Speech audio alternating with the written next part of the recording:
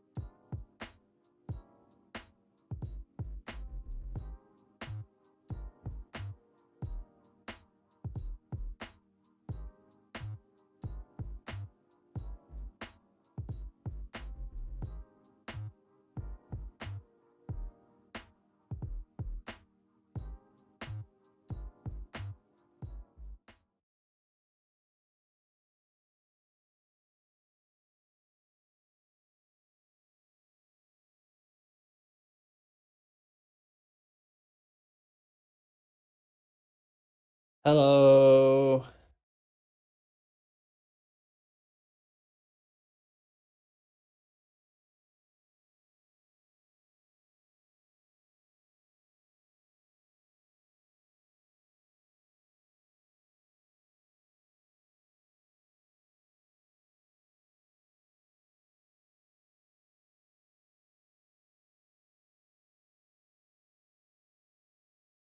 Wow, it would have helped if I unmuted my mic, huh? I went on a whole huge rant. I was saying hi to everyone. Hi Shia, hi Rooster, hi Magical, hi Toon. Oh my God. Hi It's just the Thidges. Tom stream. It's just the Tom stream, I guess. I was just saying, welcome everyone. Thanks so much for joining. Appreciate you all being here so much. Really excited to talk about these episodes. Hopefully you guys can hear me now because I actually unmuted my mic. But yeah, I just wanted to say I really love both of these episodes. I'm here with Tom as well. Thank you all so much for joining. Yes. Thank you for pointing that out. Hopefully it's working now. Thank you. Okay, let's go ahead and get right into it. Some general thoughts on this episode first. I really like this episode. I know last week we were a little bit harsh on the episode. Also, hi Gem Princess, welcome. I know last week we were a little bit harsh on the episode. We had a kind of a couple more negative things to say, but this episode I really loved. I still have a couple of tiny nitpicks that I'll get into when we talk about the episode. But overall, I really love this episode. There was some huge reveals, some huge emotional moments from the characters as well. I love Luz and Lilith. I love Lilith so much. I love their dynamic is absolutely wonderful. The fact that you didn't use the gif of Lilith doing her little dance is fucking criminal. Oh my and you belong in gosh, jail. that is criminal. I'm actually mad that I didn't think of doing. Well, her little dance probably would have been covered up by the chat, unfortunately. So I like the gif of Lilith punching Bellows in the face. Yeah. Can I answer a question that has been directed at me specifically? Oh yeah. Sure, go ahead. A Magical Fine Rain, who has asked, could I please reference your Infinity Train Book 4 review video for an Infinity Train trend event held on the Book 4 anniversary? Yes, of course. Yeah, yes. Just link the video, direct people towards it. So long as you do that, you're absolutely welcome. Please be my guest. Yeah. Also, welcome Travel Tech. I think this is the first time I'm seeing your name here. Welcome. Thanks for being here. Toon says, gotta say right off the bat, this is unquestionably the most a single episode is given to us. There was a lot. There was a lot in this episode. So let's go ahead and jump right in because there was so much. So we start off right with this establishing shot of Luce looking at this portal door 2.0 board. And one cute little detail that some folks have pointed out is so they've got limited question mark on the Titan key, which is, she's talking about the Titan blood. Is there a limited amount? Is there more somewhere that we can get? That's a good question that, we haven't really gotten an answer to yet. Remember to drink blood scratched off water. Heart King, very cute. Why does Belos want it? Question mark. That's a great question. We still don't really know the answer yet. And then we have Titan blood, no. And then I love this cute little tiny sticky note on the right that says, buy Amity a new glove. Oh, so sweet. I love them. I love them so much. Cool. Okay, gotcha, Travel Winter. Just let me know which one you want me to call you. So we cut over to Luce looking at the Echo Mouse that's like running on the wheel, and then she says a line that's like, you and me both, buddy, right? So we know that she's feeling kind of like stuck. We know that she's feeling like she's like running around but not actually going anywhere, right? So I really liked that as a way to like convey where Luce is feeling right now. And so she can't figure out what she messed up with the door, and she's like trying to figure out what's going on, right? And then in the meantime, we have this little party going on, right? Lilith has gotten a new job as as like an assistant to the museum, and she's like going to be putting on an exhibit. So this is like so cool. This is so cool to see. I love to see this character growth from Lilith.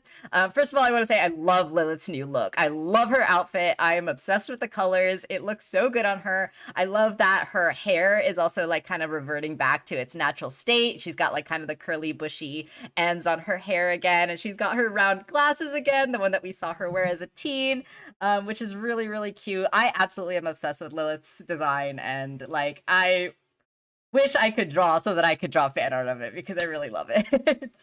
Yeah, Lilith really came along and just kind of reminded us why she's the best character in the show in this episode.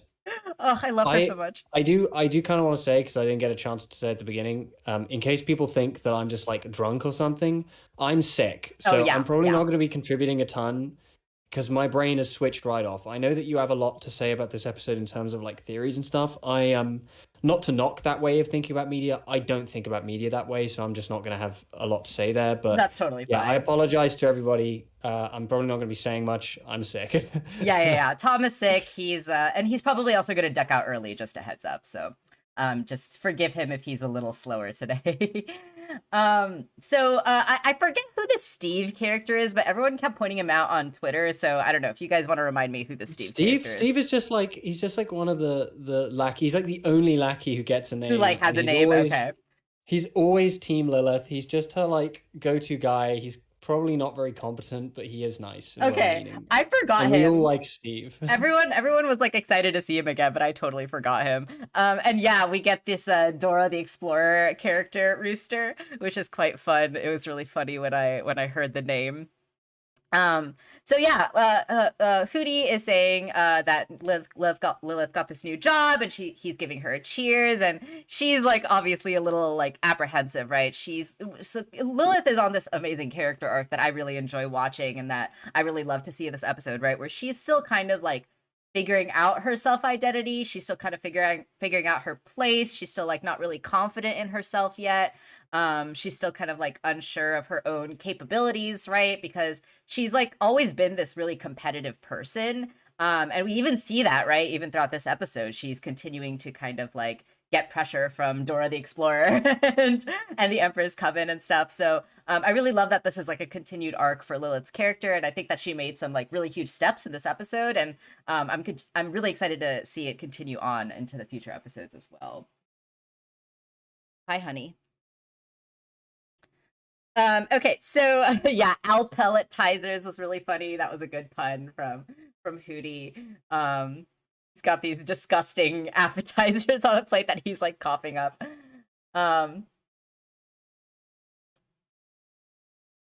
Flora's talisman is a purple monkey. Yeah, I didn't even catch that as well. Apparently, that's another reference to Dora the Explorer. At first, when this character came up, I was like, oh my gosh, is there another villain that we're gonna have to remember and like keep in our head? And like, is this villain gonna like come back and fight us like the other Coven heads or whatever? But as soon as she said that her name was like Flora Desplora or whatever, I was like, oh, okay, I get it. It's a joke character. But yeah, she's got like I these just want to know boots. why a Dora the Explorer reference of all things to make a reference to? Why that? I have no idea, but I did find out a fun fact. If you guys watch Rebecca Rose on YouTube, you know, she used to do these like Owl House analysis videos, but now she actually works on the show. And so she does these videos now where she talks a little bit about like the behind the scenes stuff on the show and stuff like that. And so I watched her video that she put out yesterday, and she revealed to us that apparently this voice actor for the Dora the Explorer character played Dora the Explorer's mom at some point, like in the original show. So I just thought that was kind of fun. I was like, oh, that's a neat connection. That's kind of neat. Yeah.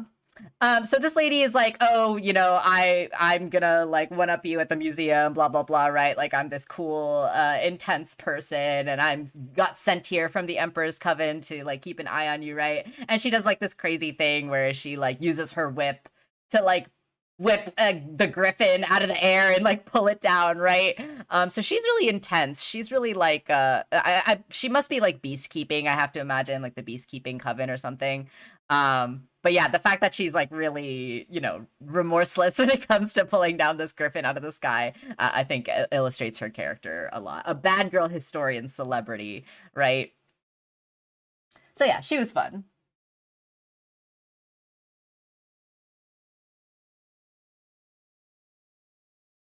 Sorry if I'm ever quiet, it's because I'm reading the chat. I feel so bad. I'm contributing like nothing. No, it's okay. I really liked this little joke too that Luz snuck in, right, where Lilith is like the snake horses, and Luz just like really Horses. quickly sources. I did want to highlight that because anybody who knows me knows that's the thing that I do. Yeah, Tom I loves do to it like squish words together. fucking constantly. I'll just take two words and mash them together. So when she said snorses, it tickled me. Yeah, it was really good. I love that. I It's love wonderful. Luz. That's like, yeah, I mean, I don't know the degree to which you're gonna sort of get into your own criticisms of the writing of this show kind of broadly in this stream, but something I will always stand by in terms of the way they write this show is the characterization is always very strong. Yeah. And it always leans so heavily on tiny, innocuous, seemingly meaningless moments like that. They're just they're ceaselessly charming and extremely, extremely fun. Yeah. And this episode has a lot of it, actually. Yeah, absolutely. I was actually surprised at like how many gags were in this episode too. Like there was one gag that like actually made me cackle when I saw it, and I'll get to that when we get to it. But yeah, there was a lot of little character moments. There was a lot of great like Lilith and Luz moments in particular. So yeah, I definitely agree with you that like the character writing and like those little characterization moments are one of the strongest things in the show. So we get this like little kind of flashback thingy, right? Like they're talking about the Deadwardian area. The human year is 1660. We're looking at Phillip Woodabane. He is like writing in the journal, or is it 70, right? So we do get the big reveal right at the end of this episode that seems to imply that Phillip is Bellows. Obviously, we don't at least Bellows kin. Yeah, we don't have 100% confirmation of that, but we do know that Phillip is an asshole. We do know that he was confirmed. That is confirmed. We know that he was sucking down the palisman juice, right? So we at least know that much now about Phillip. Toon saying that this show isn't particularly character driven. That couldn't be more wrong. I don't think I could disagree with this. Like, don't think I could disagree with the sentiment more than that. Like, considering how much screen time and effort they've put into Lumity alone, this is 100% a character driven show. It's just, I feel like this last season, because they're trying to wrap things up as quickly as they can, or at least cover a certain amount of ground as quickly as they can, I do feel like it has certainly given the illusion that it's not character driven, but at the end of the day, like 100% of what's going on and our interest in it is completely navigated by the characters and their interpersonal drama. That's 100%, like I don't know how anybody could watch this and say that it's not character driven. That makes no sense to me at all. Yeah, sorry, Tune. I'm gonna have to disagree with you on that as well, and agree with Tom. I think this is a very character-driven show. I mean, definitely there's plot, and definitely there's like the world building and all that stuff. But the thing that gets us invested in it, right, is the characters. Yeah, and like the meaning of the meaning of the drama is character driven, isn't it? Yeah, absolutely. Like absolutely. even with this episode, it's not just a matter of it's not just a matter of like, is Philip Witterbane a bad guy? It's like, why is Philip Witterbane a bad guy? What are the motivations? What is his relationship with this society, and why yeah, and I think why does he hate it so much? And I think that this episode continues to kind of further this parallel that's being set up between Philip and Luce, right? Which I'll get into as we get into it. But we get this little, diary entry from Philip that talks about how all that he needs to seek out is the collector, and we get actually this image, right? And it wasn't until I rewatched the episode again that I was like, oh man, he's talking about Luce and Lilith here, right? These little spludged out figures have got to be Luce and Lilith. And then we find out about this collector character, right? So there's a lot of theories going around about this collector character. This is the person that we sort of saw in, or at least the theory is that this is the person that we sort of saw in Ida's dream sequence, right? During the knock, knock, knocking on Hootie's door episode, the person who is wearing like the hood and the cloak that we can see the face of. Dana also revealed a part of the character design. We don't know if that's the collector yet, but I mean, it seems to be connecting because of like all the moon shapes and all that stuff. But yeah, Dana did a little sneak peek of a character design that is like a 2-colored face person, so a lot of people are thinking that that's the collector.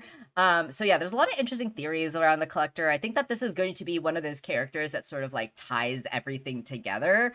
I do have like this crazy theory that I threw together last night when I couldn't sleep, and if you guys saw it, I posted it on Twitter and in the Discord, which I will be talking about later. But I think that the collector kind of also plays a role into all of that somehow. How exactly, I don't really know, but it's clear that this character is like some sort of background orchestrator of some kind. Kind of makes me wonder if the collector, everything about the collector thus far doesn't seem necessarily like a straight up villain per se.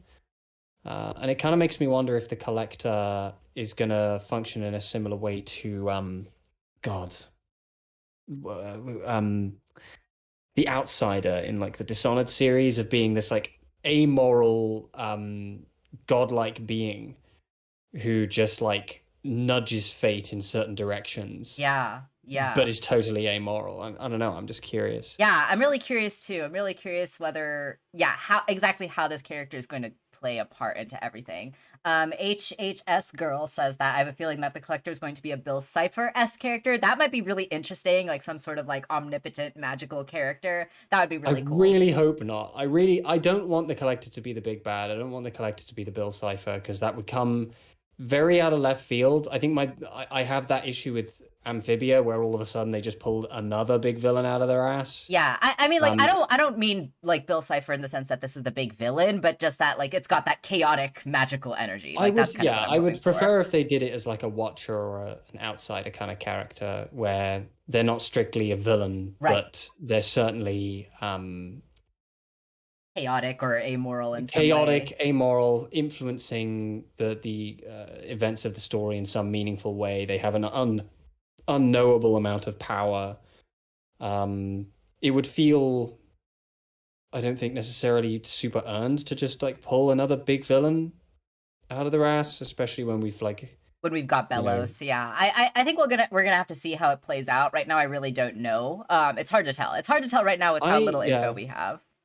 The only theory I have, and it's an extremely like bland theory, but we'll talk about it in the end. The only theory I have that I thought of out of this episode involves the collector. This little gag got a pretty good chuckle out of me, right? When when Luz mentions the collector, and Ida, as she's cleaning up the trash, she says, "What kind of jerk puts 'the' in front of their name anyway?" And that made me laugh. The owl lady. No, she's Ida, the owl lady. Ida comes first. Okay, fair enough. But yeah, so the collector may know how to make a real portal door, but obviously we know that Phillip was using the collector for some other nefarious plan, right? Indeed. So, yeah, Luce asked this question to Ida, right? Luce, I've got leg hair older than you. That was funny. And then Ida even says, right, like this Phillip guy worked on this door for years. Like, it's okay if you can't get it right away, right? Which I do appreciate, but it also starts to set up, right, this idea between Phillip and Luz, this parallel between Phillip and Luz. And we learn later on too, right, that Phillip took years to learn, like, not even all the glyphs, right? And so I think that this is like an important setup between like kind of establishing this parallel slash foil relationship between Phillip and Luz, right? So Luz was able to get at least most of the door completed like in a relatively short amount of time. She was able to figure out the glyphs in a pretty short amount of time. So yeah, I feel like this is the start of this character parallel establishment, which I really like. And the guy they got to voice Witterbane, they always cast him to play just like absolute fucking bitch ass nerds. Just complete dork ass losers. Yeah. That's his whole thing. I kind of like, I don't want to say I predicted that it would go in this direction because I didn't. I'm just unsurprised because he always, like, they always get him to play. Like, the very first thing I saw him in, I think the very first thing a lot of people saw him in was an episode of Black Mirror where he turned out to be a fucking pedophile. And it's like, oh, okay, well, that's what they hired this guy to do then. Yeah. All right. Here we are again. So Luce, that's funny. So Luce asks Ida, you know, is there any such thing as time magic, right? And then Ida kind of like, well, not really, but, and then we cut to this book, right? And this was kind of funny. History's top 10 plot holes. I will say that this is once again kind of my one tiny criticism of the show. I'm just gonna bring this up now, and I'm not gonna bring it up again later. But my kind of issue with the show, which I do think would be solved if the show had a chance to, you know, have more episodes, get more time, flesh out the plot a little bit more. But my biggest issue with the show as it stands right now is that the plot just sort of gets fed to us like through conveniences, right? Like, for example, the Echo Mouse, right? Like, Luce has all the information she needs in the diary. We probably could have figured out that Phillip Witterbane was an asshole if we had read the diary from like day one. But because the show can't reveal all that information all at once, we're going to have this Echo Mouse that slowly gives Luce information a little bit, one episode at a time, which, you know, don't get me wrong, it's a smart device to use for the limitations that you have. When you're under pressure as a writer, it's a smart device to use. Yeah. But like for me, but for me, like I prefer to watch characters like go and investigate and like explore and like search the world and like go to the library, right? And like all that kind of stuff to try to find information rather than just like, oh, we have this mouse and it's just gonna tell us the info like when it's convenient, right? And we talked about this behind the scenes. Yeah. We talked about like why it matters to have characters actively investigate things in a mystery because it gives them a sense of agency, and it helps to pace out the story, right? Right. And it's satisfying to watch a mystery unfold, and it's something that like I don't even necessarily want to know. I don't know if I want to say that something like Gravity Falls did it really well, because Gravity Falls was heavy on the mystery elements on a meta level, but in terms of the text itself, it was much more of an adventure series than a mystery, to be honest. Like, that was another show where like information just kind of fell into Dipper's lap half the time, but it worked in the context of the show. Right. But with this, it's like, when you've got a character whose girlfriend works at the library, like they should be spending a hell of a lot more time there. It would be nice. It would be really nice to see. So I do think that this is just a result, right, of having to like cut time and cut down episodes. Oh, we can't have our characters explore as much, and we need to have this information to like set up the episode. So let's have the Echo Mouse, you know, right at the top, give the info, which is smart. Don't get me wrong. Like it's a smart move on the writer's part for the limited time that they have.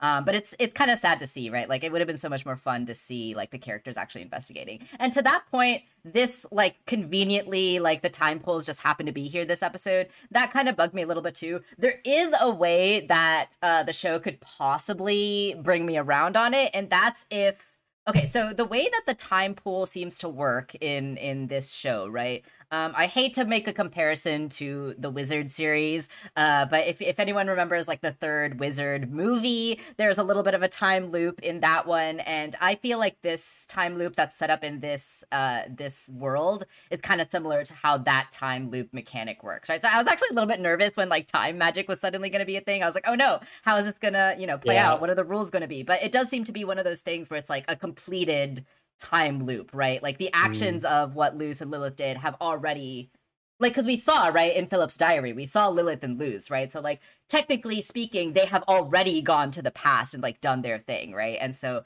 the present that they are in currently is because they have already gone to the past. And in that sense, I like that. I like that kind of time travel mechanic if they're gonna bring time travel into this, right?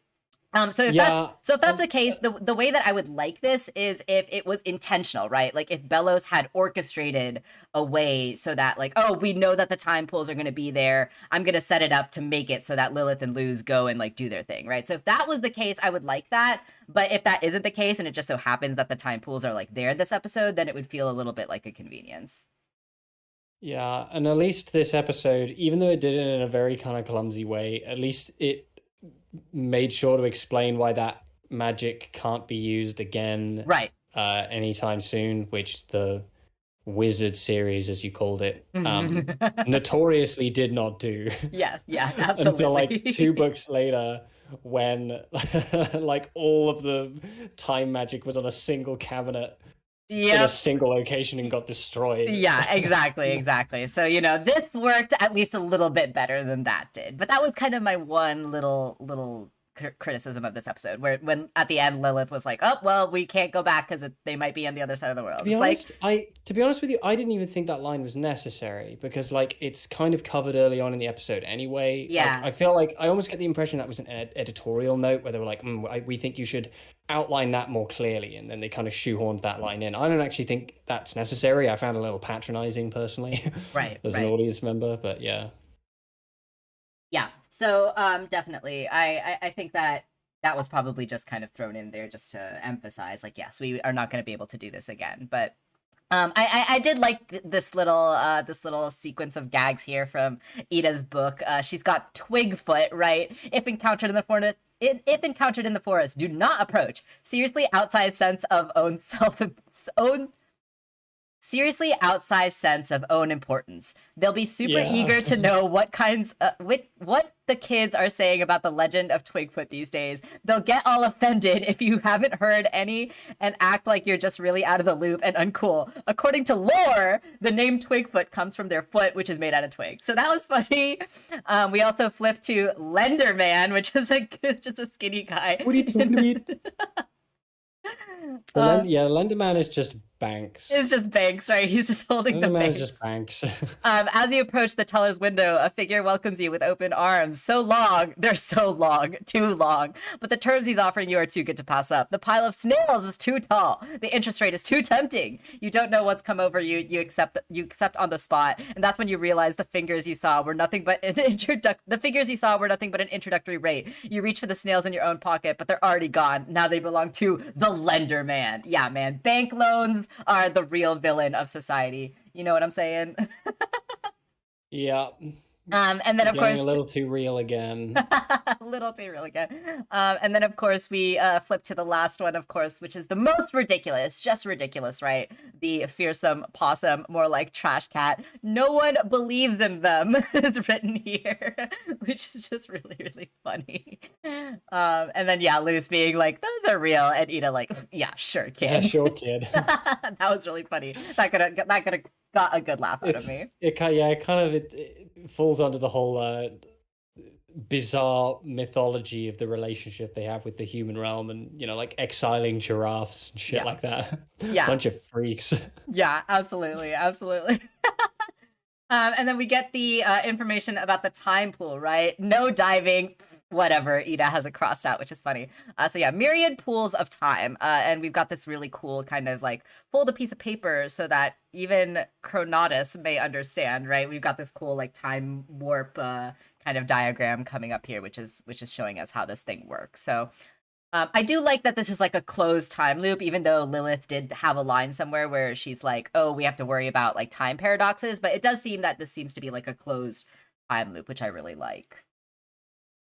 Time, time travel as a device in anything is something that no one should ever try to write a story about ever. Unless you're willing to, like, honestly, there's two approaches you can take to writing time travel. The first is the Back to the Future approach, which is the approach they've taken, where they've detailed it as little as possible, so that you're not invited to scrutinize the logic of how it works. Right, right. Where it's literally Back to the Future is just like, right, there's a flux capacitor. We're not going to tell you how it works. It just makes time travel possible. That's all you need.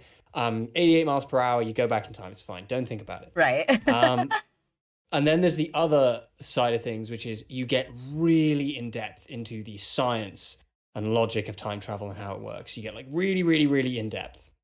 And that is much, much harder to pull off for obvious reasons. But it's like writing time travel story. I mean, there's a High Rule made a note here that I think should be addressed about time travel being a thing that sort of undercuts the whole "you don't need to be a chosen one" message, and I think that's an interesting thing I hadn't thought about. But that's kind of an issue with time travel stories and like doing them the way that they have, or just doing them at all. Like, yeah, they can always be tricky.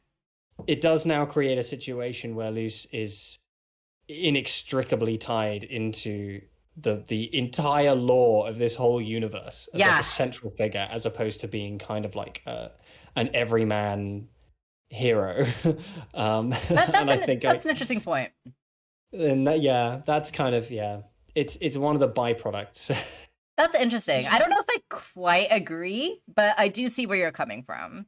Well, it's like I said, it's not. It entirely depends on how much you're invited to think about it. Right, exactly. In the context of the episode, we kind of aren't. Yeah. But it's just like, I'm just pointing out as that's one of the hazards. There's always going to be like loose ends to doing time travel. Loose ends, haha. And I also want to acknowledge Teen's comment here, where people will have a part-time hobby of trying to piece together how the show comes out. I'm ready for that fan fiction. Honestly, I think that fanfic is going to be great.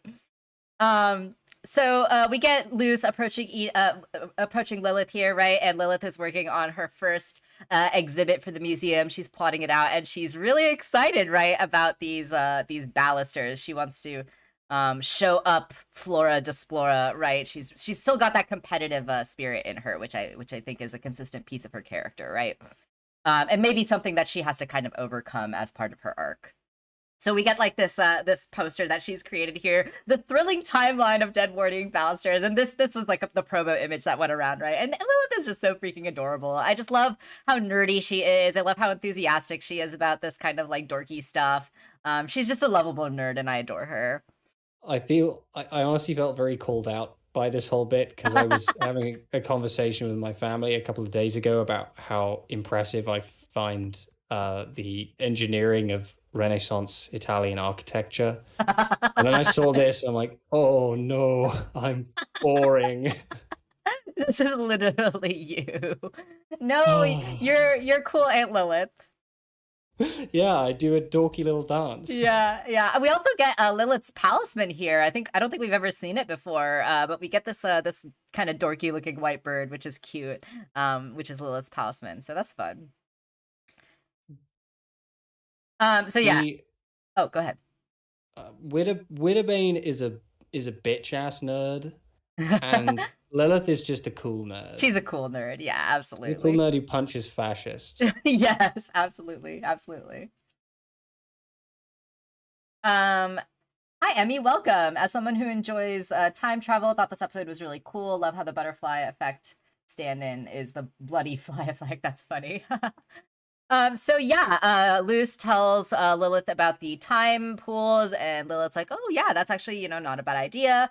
And Lilith talks about, or Luce, sorry, says that, maybe she can find out about how Phillip made the portal door with the time loops. And this is something that I kind of caught as I rewatched the episode, right? Like, part of my whole thing with like the plot convenience and all that stuff, right? I was asking like, oh, why haven't we done this time pool thing before? You know, why is it only coming up now conveniently? But actually, there's a good point here where Lilith and Ida did try to find the time pools before, right? They used to try to find them as a kid, but their device wasn't accurate enough, or like something like that, and they did need the added ingredient of the Titan's blood in order to successfully find the time pool, right? So that did answer that question for me of like, oh, why didn't we do this before, right? It's because we needed the Titan blood in order to accomplish this, right? Yeah, it's tricky, isn't it? Because at this point they're sort of justifying things as they go along, which isn't necessarily the ideal. Like it, pragmatically speaking, it answers the questions, but it's hardly an ideal situation. And again, is a manifestation of the pressures put upon them by the studio. Yeah, definitely. I think so. But it works, you know, it works for the purposes of what we need to do. Fine. I did like this bit though, where Lilith is like, "Oh, these are wrinkling oak trees, right?" And Luce is like, "They don't look very wrinkly," and it's because they're locked in time, right? That's what's keeping them from getting wrinkly. So I thought that was cute. And then, just Lilith doing her calculations, right? There's a line here about like switching the metric systems of the empirical systems or whatever. So that might have been another result of Belos's colonialism. Are you implying that metric is not, in fact, objectively superior? I don't know. It is superior. It makes sense for a start. No, that is exactly what I was implying. It makes sense. For God's sake. And then they come across this like, you know, ocean or whatever, and Lilith is like, why can't we see it? You know, my calculations were correct. And she's at least she's like frustrated at first, right? Because she thinks that she's failed. She thinks that she hasn't found the time pools, even though she was so sure about her calculations. And you know, as Luce is kind of investigating the ground, and she does the thing where like she sticks her head in. I feel like this is the thing that Luce always does, right? I think she did this in like the Understanding Willow episode. She did this in another episode too, where she just like finds these magical portals and she just like sticks her finger in and then sticks her face right in, which I thought was kind of funny that this is like a consistent thing that Luce does. It's been brought up in the chat, and I don't know if you have an answer to this. Why didn't Luce just go back in time to when Ida still had the portal door?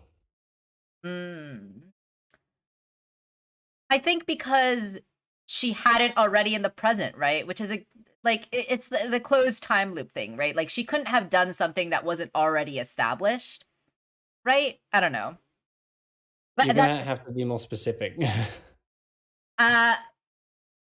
Let me think about that, actually. I feel like there isn't a good answer to that. So maybe that's one of those top 10 plot holes that is in the book. Yeah.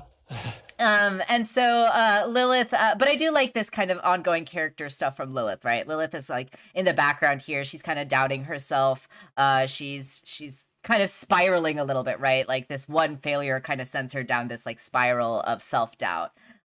Meanwhile, Luce pokes her head through and she sees like this, you know, dinosaur creature, the Stone Sleeper, right? Which, interestingly to note, the Stone Sleeper is the animal that was in the Grimwalker page. It was like Stone Sleeper lungs, I think, was one of the ingredients that needed to be created in Grimwalker. So that's interesting little connection there. Was it my tools? Are they broken? And then Lilith looks at her reflection in the glasses and is like, am I broken? Which I'm just like, oh, Lilith, baby, no. No, she's great. She's the best. She's a cool aunt. Cool Aunt Lilith. Yeah, exactly. Toon saying there's a finite number of time pools and it spans literal centuries. I mean, that's true, but doesn't that just shine a light on how convenient it is that they happen to find exactly the like year and exactly the century that they needed? Yeah. That's another one of those like plot conveniences things, right? Big sigh. Lilith pokes through and she's really excited, right? She says a Stone Sleeper from the Hectaceous period. And then she says, did you know that they have a ticklish spot behind their ears, right? Which will, of course, come back later into play later in the episode. Luce, are you listening, right? I do love this character interaction, though, between, like, Luce and Lilith, right? Like, Luce doesn't seem like she's listening to what Lilith is saying, but of course we learn later on in the episode that of course she was listening, right? Because she's cool at Lilith. She's too cool not to listen to. Absolutely, absolutely, exactly. So Luz pokes her head through, and she finds this other character, right? Or she finds like these guys. She finds these guys sitting around the fire, and this guy is like, "I shall revel myself to death," right? He's like ready to go off into battle, and this is a gag that like got a like ugly laugh out of me when I first watched the episode, when Luz looks up and it cuts to this guy's skeleton still in the sand with his thumbs up. That was a very SpongeBob kind of joke. It was. I actually like cackled. I had to pause the episode and like stop because this made me laugh so hard. It was a really just well-timed, you know, the visual gags always get me. This is just a really well-timed, really funny joke. It does remind me a lot of that SpongeBob kind of humor. Yeah. Which of course is a good thing because SpongeBob is hilarious. Yeah, absolutely. This was kind of funny, right? Where Lilith sticks her head through the sand and then she trips over her own head, right? And says "stupid rock." So yeah, that's just kind of funny. But that goes to demonstrate, it right? It serves a purpose though, doesn't it? Yeah. Because they're establishing how the loop works. Exactly. That kind of shows us in a very quick, easy way, right? With a short time loop, with a closed, tiny little time loop, how this is a closed loop and how this is working, right? So I did like that. That was cool. It's kind of clever, actually. Yeah, I like that a lot. Yo, what era is it? 'Tis the Deadwardian era. What ye be doing in the sand, ye crab maiden? Be ye a crab maiden? I thought that was just kind of funny. He is a crab maiden. She is a crab maiden. This like random side character, Luz being like, "Yes, Phillip's time," and yes, I am a crab maiden. I love Luz. She's adorable. And yeah, Lilith creating this little barnacle tiara for her hair. This little barnacle crown was really cute. Yeah, Lilith's just adorable. Luz is just adorable. I love them. I love them so much. They're just a couple little guys. Yeah, a couple little nerds. Little guys. Lilith explains the kind of limitations of the tide pool, right? We must remember that if the tide comes in, we could be trapped. So again, kind of establishing the rules a little bit. One thing that I actually like that they didn't do in that episode that I thought that I was a little worried that they were going to do. I was worried that there was going to be like a rush to get back, right? Like, oh no, we're running out of time. We have to get back before whatever. And I don't know like why I was worried about that or why I didn't think that I was going to like that. But the way that it ended up playing out, where they ended up having extra time for Lilith to enjoy herself and look at the banisters and stuff, I like that they went that way instead of rushing back. Yeah. Sufficient time for her to be a little nerd. Yeah, I love it. I love having time for Lilith to be a nerd. And yeah, I love, Lilith just trying to come into her own here, right? Like, but a bad girl historian like myself is always willing to take risks, right? Like, let's boogie down to History Town. Oh, God. Shout out to Sissy Jones, Lilith's voice actress, because like she delivered that line so flawlessly.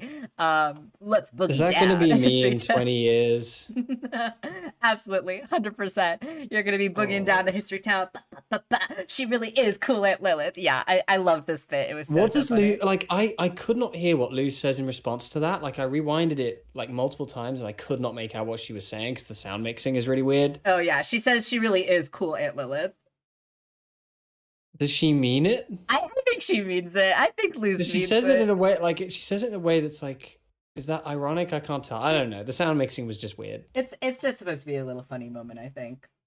I just wish that it, because she puts her head in her palm or like touches her head or something. Yeah, she looks like stressed. I was like trying to figure out what she was saying, and I heard the word Lilith, and I couldn't hear anything else. This is irrelevant. Carry on. No worries. I'm just reading the chat. Not sure how I feel about Deadwardian demons already knowing the name. Yeah, it's just one of those things. So we cut back, right? This was another kind of the B plot of the episode. Also was really good. I will say that this wasn't one of my favorite episodes because my favorite episodes of the Owl House tend to be when the A plot and the B plot like intermingle in a meaningful way, and this one doesn't do that. Yeah, the A plot and the B plot seemed fairly separate, which a lot of the episodes do. Unless we consider the current theories pertaining to the relationship between the Clawthorn line and the Witterbane line, Good unless we point. consider that to be an interconnection. Good point. That absolutely could be. That whole thing about like the Deadwardian demons calling themselves Deadwardian, that's very much like when you watch a movie set during World War One and they call it World War One. It's like a real eye roller. Yeah, absolutely. That's funny. Like they were expecting a sequel. Yeah, right. So this is the next day, right? Gwendolyn comes back. Did you forget something yesterday? Your father wanted to swing by, right? So we've gotten these little nuggets of Ida's father before, right? In Ida's dream sequence, we got a little flashback of him. We kind of saw a little bit of what happened to them, and of course, in this episode, we kind of get a confirmation of what happened between these two characters, right? And this is really heartbreaking to see, because like we know that Ida is like not the character to hold grudges, right? We've seen her be extremely like whatever, forgiving, like with Lilith especially, right? She was like, oh, like I forgive you, it's all in the past. Like she's not a kind of character to hold that kind of grudge, but she is that kind of a character to hold that kind of a grudge against herself, right? She has a lot of guilt. She has like a lot of like internal struggle when it comes to like accepting herself and the Owl Beast, right? That's kind of her continued character arc. And I love that like her dad is this central kind of character within this conflict of Ida, right? Like we find out in this episode that Ida's attack on her dad cost him his life, essentially, like, right? His career. And he was no longer able to do what he was like doing for a living, right? And like his passion, I assume. So obviously there's a lot of guilt and a lot of conflict within Ida when it comes to that kind of interaction. So I love that we got this like confirmation of that as well, and I love the way that this interaction played out. But you know, we'll get to the actual interaction when we get there. But yeah, I just really enjoyed this a lot. Yeah, it's kind of interesting because the way it seemed the last time we kind of saw this whole plot thread, it seemed like she just injured his eye, and it's like, but here it seems like his arm and his hand are kind of injured, and he seems really like frail, and kind of makes me wonder if they had originally in the storyboards maybe had a slightly more violent confrontation that maybe got cut. I don't know. If they had planned to do that, it would have been censored to high heaven. Right. But like the aftermath of his injuries, you know, they look a lot more severe than what we actually saw before. So I don't know what's going on there. Yeah, I don't know if it's just like Ida's memory, or maybe there was like another attack at some point. Yeah, it's a little unclear, but yeah, we do what is clear, right, is that Ida she came back to screw him up a little more. Yeah, right. At a later date. But I do want to acknowledge the fact that Del is someone who makes talisman, right? So this is going to kind of play into my theory that I have cooked up. Del makes talismans. Bellows eats talismans. There's some kind of connection there, right? There's something going on there. And also just interesting to note that carving a talisman does not require a bile sac, right? It does not require someone to inherently be able to perform magic without glyphs, right? So carving a talisman. I hate that word. Bile sac.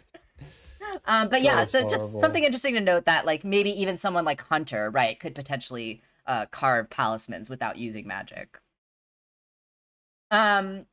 So Ida is obviously worried, right? She does not want to see her dad. She has all these like guilt and all these like conflicted feelings when it comes to seeing her dad, and her instinct, right, is to run away. She hasn't seen her dad for, you know, possibly many years at this point. And yeah, it's just kind of heartbreaking that she feels the need to kind of run away from her dad when we actually learn that, you know, her dad is actually, you know, obviously her dad is very loving and does forgive her and is also very sweet and understanding and doesn't like push Ida to try to forgive herself.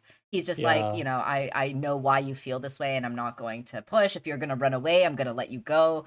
Yeah, I really liked the way that Del's character got established and what kind of dad he is to Ida. I've seen a fan theory floating around that like, I wouldn't describe it as like a popular one, but I've seen at least like 5 or 6 people say this. And I just want to say that it's the dumbest fan theory I've ever heard in my life. And I feel dumber having read it. Oh, no. Which is that Del is Witterbane. Oh, yeah. I don't like that. Yeah. That makes no sense at all. Like they look kind of similar. And I think the fact they look similar is deliberate. Yeah. But because they look similar does not mean they're the same fucking person. Yeah. When everything about them as people is completely, incredibly noticeably different. Right. Yeah, I do think there's a connection though, and we'll get there. There's we'll a connection, yeah, there is obviously a connection, but they're not the same person. Yeah. So we cut back right to Luz and Lilith. They have gone through the time pool. They are now in the Deadwardian era. They, pick up some clothes and off the dead guy, they pick up the hat, and they've got their little disguises. Luz, of course, to cover her ears. And of course, Lilith has this like preconceived idea, right, of what this era was like because of the history that she's been Bellows. fed, right? Exactly. Bellows, obviously went out of his way to kind of erase a lot of this original history and replace it with kind of this like fear-mongering propaganda, right? Essentially, where he talks about like wild witches being awful and savage and all these awful colonial things. History is written by the victors, as they say. Absolutely. And that was kind of a big like point that was hammered home in this episode, right? That history was written by the victors. Philip's diary, right, was written by this very biased perspective. And so, of course, as they come into the town, they're prepared for people to be all savage and awful. But of course, this guy is very polite, right? He says, "Good tidings, kind witches. Hail and well met, sir." Right? And he does a little like tip, and he's actually very friendly.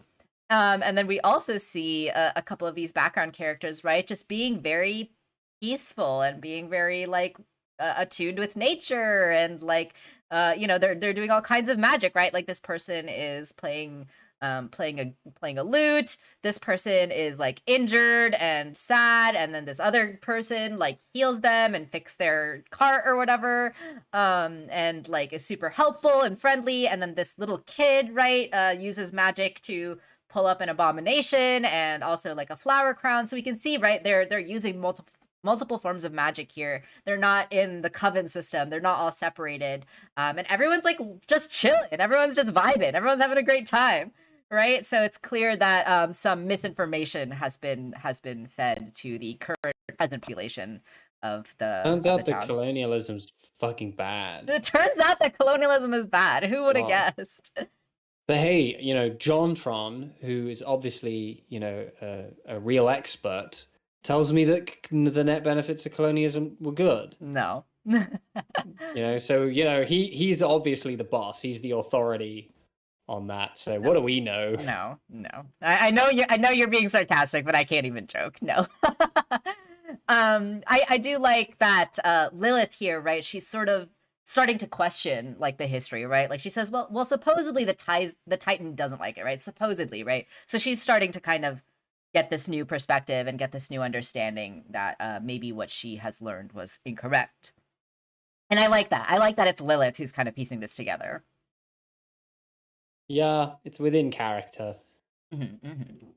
So Lilith is super excited about the architecture, right? About the Deadwardian architecture, but then she has this little moment of doubt, right, where she's like, "Oh, but maybe Flora will like think it's stupid or whatever," right? So I do like that this is a conflict for Lilith that does kind of get resolved by the end of the episode, right at the end. Luz's support of like Lilith's excitement allows Lilith to kind of not hold back and be excited about her enthusiasm for Deadwardian balusters, which I really like, that Luz is able to help Lilith kind of overcome this struggle that she has.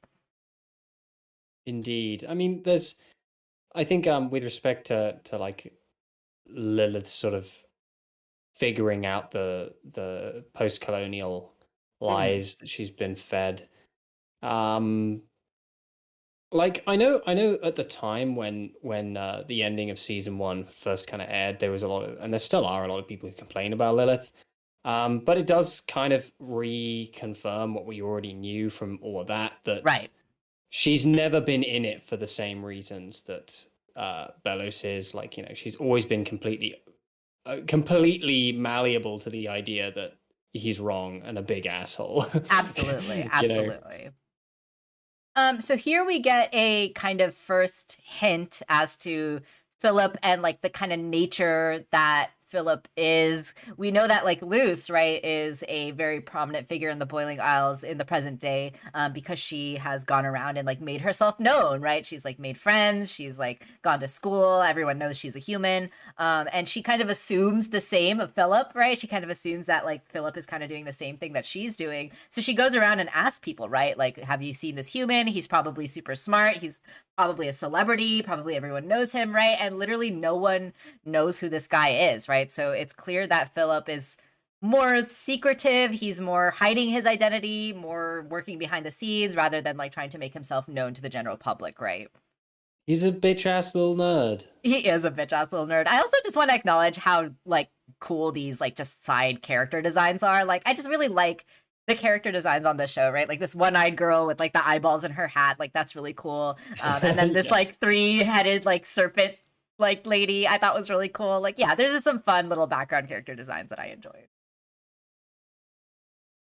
And then we finally find him, right? We finally find Phillip, and he seems to be getting bullied, right? This was a nice little fake out that we kind of got to establish Phillip's character. But what I did like is that we also did get a hint, right? A very subtle hint that he is actually an asshole in this first interaction here, right? So he's trying to they're playing like monkey in the middle, right, with his diary, these two demons. One has a green fang, one has a red fang. And Phillip is trying to get his diary back, and he's like, oh, after the bonds of fellowship that we forged or whatever, blah, blah, blah, whatever, right? And then Phillip's like, I'll get you your snails. These guys are bullying him. And this green fang guy reads out loud the diary and says, right, with my new and bravest companion, Blue Fang, I set forth, right? So right away, we get this idea that there was a blue-fanged character that is like not here anymore, right? So this green guy is here, this red guy's here, there's a blue guy, but Phillip has used him for something. And you know, we already kind of know later on we get this confirmation, right, that Phillip is an asshole and he's totally happy to sacrifice people. But I loved that line was like this subtle hint that yes, this guy like cannot be trusted, right? Like the blue fang guy was mentioned, but these guys are not blue, they're red and green. So like what happened to the blue fang guy, right? I just thought that was really cool. I know a lot of people are saying that's a Huey, Dewey, and Louie reference, the blue, red, and green. Oh, is it? Yeah, I took it as a Pokemon reference. The Ruby, Sapphire, and Emerald, or conversely, kind of blue, red, and green being the original Japanese releases. But yeah, what do I know? So this guy ends up trying to burn the diary, but of course Luce steps in, right? Heroic as always. She comes in and says, you know, that doesn't belong to you, and stands up for Phillip. Not only is he more secretive, he murdered most of the people he knows. Exactly, Rooster, exactly. So it goes to show, right, how different Phillip was to Luce. Cut back to Ida and Gwendolyn, right? Ida is still trying her best to flee. She wants to avoid seeing her father. Her mom is like trying to get her out. You know, it's been years. She's like trying to knock on the door, and Ida is like coming up with all these excuses, right? Like, oh, I'm sharpening my tooth. Don't want to look all black when I see Dad. And in the meantime, she's like packing her stuff, right? She's getting all these potions, and she's like ready to get out of here. And King is even like, why are you so terrified of seeing your dad, right? And now we know that, you know, King is officially a Clawthorn, and so he wants to meet his granddad, and granddad wants to meet his grandson. And yeah, King kind of asks Ida, why are you running away? And, you know, she says, like, I haven't seen him since since the Owl Beast ruined, right? So we can see this continued conflict with Ida as well, right? With this idea of, like, accepting the Owl Beast as a part of her, and she's still, at least in this moment, because like this memory is too painful for her, she still separates, right, herself from the Owl Beast, at least in this specific incident, which is tough, right? It's definitely tough to kind of reconcile with that. How is Del gonna feel when he finds out his grandson is a Cubone? I think he'll be accepting. He seems like a very sweet and accepting guy. Not a belligerent racist. My friend got a Paper Mario 2 vibe. Gem Princess, Paper Mario 2 is one of my favorite games of all time. And now that you've said that, I totally agree. That is awesome. And I love that. What's that? What? Paper Mario 2, there's like sometimes villains where they're like two brothers and they're like kind of adults. The Thousand Year Door. I think there's like these two villains that are like these spiky guys, and like one of them. I've played the games. I didn't make the connection. I didn't even make the connection either. But I love that game so much, so I had to acknowledge that comment. I like all the not very subtle references to how Ida was responsible to disfiguring her father. Yeah, absolutely, absolutely. And this ep gives us an idea of what Ida will be up against for the rest of the series. Absolutely, too, and absolutely, this is definitely a crucial episode for Ida's character arc, for sure. Yeah. So she is trying to get away, right? But every window is being blocked, essentially. The Palisman stopped that one. Gwendolyn's Palisman stopped that window. And then in this window, Hootie is here. And he's like, your pops is such a nice guy. Say, how'd he get that scar on his, right? And then, of course, Ida slams the door in his face before he can finish the sentence. Because she's trying to run away from this guilt, right? And then she comes up with this very, very silly plan that ends up not working at all, right? Where King is like, got Lilith's dress, and Ida tries to come up with this plan where she tries to sneak away by being disguised as Lilith. It's very silly and very convincing, and everybody falls for it. Exactly. All right, cut back to Luce, once again defending Phillip from these goons. Don't waste your time on the kid. We should just keep looking, right? So they're trying to find Blue Fang, right? And so we kind of get this implication that something might have happened to him. And then Phillip has this like weakness, right? He like grabs his leg. He's like in pain for some reason, so that's gonna kind of play a part later potentially as well. Luce, as she's picking up the pages, notices that he's already got the Titan blood. He's already got the Eclipse Lake. One little thing I want to point out on the corner of this page as well, right? So we got this little doodle of these two faces, right? And a lot of people are wondering who these two characters are. A lot of people connect these two to be the two brothers, right? So Phillip is this guy on the right, and then this guy on the left is potentially Phillip's brother that also came to the Boiling Isles with him.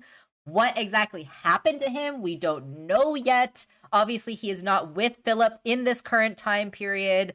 In the diary, he wrote that he lost his companions. And also in his diary, there was no mention of a brother really so far, right? And so I do like how in this episode we get the reveal that Phillip is a monster of a person, and I like that seems to imply that he must have done something to his brother or something must have happened there. But yeah, also an interesting detail to note about this brother that people have pointed out is that he obviously looks remarkably like Hunter, right? Their profile silhouette is almost identical. So that's an interesting detail to note. Sorry, reading the chat here. Yeah, absolutely, Robin. Agree that the Emperor's Coven makes you goth. Based off of how Phillip acts toward other people, I feel like he could have betrayed his brother. Yeah, so that seems to be the theory, right? And I'll definitely get more into that a little later. Someone just needs to fucking kill him.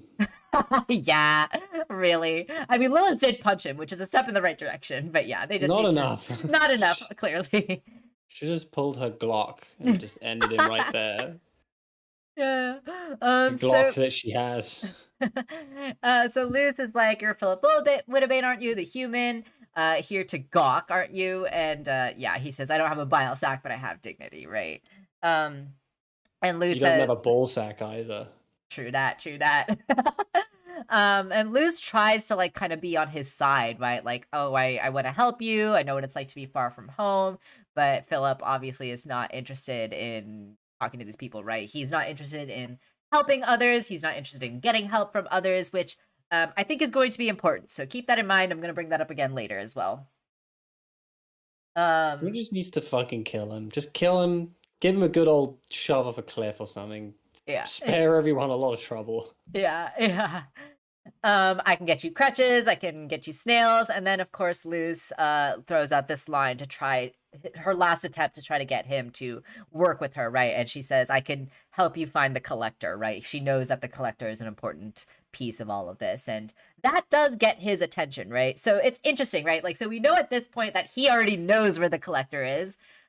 We know that he also knows more about the collector than Luz does at this point, but in hearing this line from Luz, he's already kind of formulating in his head, right? Oh, I can use these people to as a sacrifice to get what I want. So yeah, this guy's an ass. He's a real little fucking piece of shit. Yes, absolutely, absolutely. So we get this kind of dialogue between Luz and Phillip, right, where we see that Luz has kind of fed these lies to Phillip, and at this point in the story, we are assuming that Phillip is buying these lies, but of course, we find out later that he's just sort of playing along, right? So Luz, of course, uses her Azura lore to concoct her own backstory as usual, which I love. Love that that's a continued thing with her. Snap, snap, snap, she says, right? She loves the flair for dramatics. And then as they approach the cave where the collector is, Phillip asks anyone bring a torch, right? And Luz ends up showing him the light glyph. And this is really crucial, right? This is important. This is a huge moment for this sort of setup, and this is something that I want to draw some attention to, especially in talking about these two characters being kind of parallels or kind of foils to each other, or kind of like, you know, mirrors of each other in a way, right? So Phillip acknowledges, like, oh, you also use the pictoglyphs, and he says, I took years to find them, almost as if the world wanted to hide them from me, right? Which is like the opposite. Like the opposite. Exactly. It's like the exact opposite of what Luz was experiencing, right? Where she was feeling like the world was actively showing her these glyphs, and like. But it's the difference, isn't it, between his way of thinking and the ways of wild magic, and wild magic relying on a relationship between oneself and the environment in a Full Metal Alchemist kind of way. Absolutely, 100%. There's a lot of Full Metal Alchemist vibes in this episode, I just gotta say. There's a lot of Full Metal Alchemist vibes in this entire show. Yeah, 100%. One thing that I also do want to acknowledge here, right? The one glyph that Phillip was missing is the light glyph, right? A couple things I want to point out with that. First of all, Luz's name is Light. She is kind of like an embodiment of light in a lot of ways, right? In both like a metaphorical way and like a literal way. The way that she changes the lives of the characters around her, the way that she changed Ida, Amity, now Lilith, right? This positive effect that she has on the people around her is like this light that she has, right? That's kind of like who she is as a character fundamentally. Also, something that's interesting to note about the light glyph in particular, if we think back to season 1, all the way back to season 1, if we remember how Luz learned the light glyph, if we remember specifically how she figured out the light glyph. First of all, it was the first glyph that she found out. Second of all, she found it because Ida showed it to her, right? Ida did the light spell, and it was when Luz had that photo in her phone that she was able to see the glyph in the light spell. So I think that's really important, right? Luz had to have someone teach it to her. She had to have someone show it to her. And noticeably, that is something that Phillip is missing. Phillip does not have any friends. Phillip does not have any mentors. So that is like part of the big reason, right? Why he was missing this fundamental piece of the Boiling Isles, of wild magic, is because he didn't have this connection to other people. He didn't have this friendship with other people. So I think that's like. So what you're saying is Phillip is a dork ass loser. Exactly. That's exactly what I'm saying. So I really like this setup, this character parallel between these two characters, right? The fact that this light is symbolic of like this friendship and love with other people, illustrated and furthered by the fact that the light spell has to be taught, right, by someone. And noticeably, Phillip is missing that. And here we go. Here's the piece that he was missing, right? Luz teaches it to Phillip, and that's how he's able to finally learn it. So this is kind of like this last piece that he kind of got, right? So yeah, I'm really interested to see how this will play out. A lot of people think like, you know, this was a crucial piece that Luz had to give Phillip in order for him to, you know, fulfill his plans or whatever. So I think that's going to play a big part of it too. I wonder how Luce is going to eventually react to this if she ever finds out that this was something that she did. I think that'll be an interesting kind of like struggle for her character later on if that's how they end up playing this out. But yeah, I just thought that was really interesting, and I would love to hear if anyone in the chat has any thoughts. If you have any thoughts on this, Tom, I'm gonna read the chat while you talk. Oh God, while I talk, Yeah. it's throwing me on the spot here. I have no thoughts about anything ever. I've never actually had a thought in my entire life. Did you have any thoughts or theories about like this light glyph and the fact that like Luce ends up teaching it to Phillip? Not especially. I don't. I mean, I agree with everything that you said. Yeah. I'm drawn to this one comment by It's Emmy. I want to point out that realistically, Philip's accent should be more pirate-like due to the original pronunciation being the primary accent during early modern English. Yeah, I don't know. Whatever. No, that's not true. Sorry. I do want to acknowledge our blast comment here because this makes me laugh. I love how English white man being bad didn't cross my mind for some reason. Yeah, it should have been obvious to all of us, right? Fucking Oliver Cromwell ass. Yeah. Little shit. Little British colonizer asshole. Oh man, so funny. Yeah, and also because of Luce, Philip was able to create a shortcut to the collector. That's true magical. So yeah, Luce kind of plays a big role in Philip's journey in this episode. So I'm really interested to see how that's going to play out, if that's going to be like significant in a big way later. But yeah, it'll be interesting to see how this plays out. So Philip jots down the light glyph, right, and he now has it for his own. And he mentions, right, like, oh, I even found one in a snowflake. And Luce is like really excited, like, my dude, me too, right? And we can already kind of see Philip's manipulation, right? His like manipulation tactics, his psychological warfare that he tends to use as his primary tactic, right? So a warrior and a scholar, truly impressive, right? He's really upping the flattery. He's really like bringing the compliments to Luce. And Luce was also really excited about the fact that she got to teach something new to Philip, right? And in seeing this excitement in Luce, Lilith is the one that is raising a couple red flags here, right? Like she's sort of uneasy at this behavior. And I also really like that it is Lilith who's kind of noticing these things here, because we know that this is something that she struggled with Bellos, right? As she was trying to get his approval working for the Emperor's Coven. And, later on, she has a line where she's like, this is eerily familiar, right? Eerily familiar. Hint, hint. Yep, absolutely. I didn't like that line very much. That's another one in the camp of I feel like an editorial note was made about making things more obvious. That might be true, but I didn't bother me. So this line I also wanted to acknowledge as well, right? Where Philip is also laying on the flattery for Lilith, right? Where he's like, oh, your niece is so exceptional, right? And Lilith's like, oh, maybe I had something to do with it, right? She's like also feeling flattered. But then something I also just want to point out is that like there is this interesting niece aunt relationship, right, with Lilith, and then we also know that later Hunter calls Bellos uncle, so there's like an uncle-nephew relationship going on there. I just wanted to point that out. I don't know if it's going to be important later or if it's like playing into some sort of parallel, but I just wanted to acknowledge it in case it's important. And then we see Philip now draw out this huge glyph kind of on the ground, right? And so this is like a interesting thing. So he's actually kind of figured out a lot about glyphs and like how to make them work.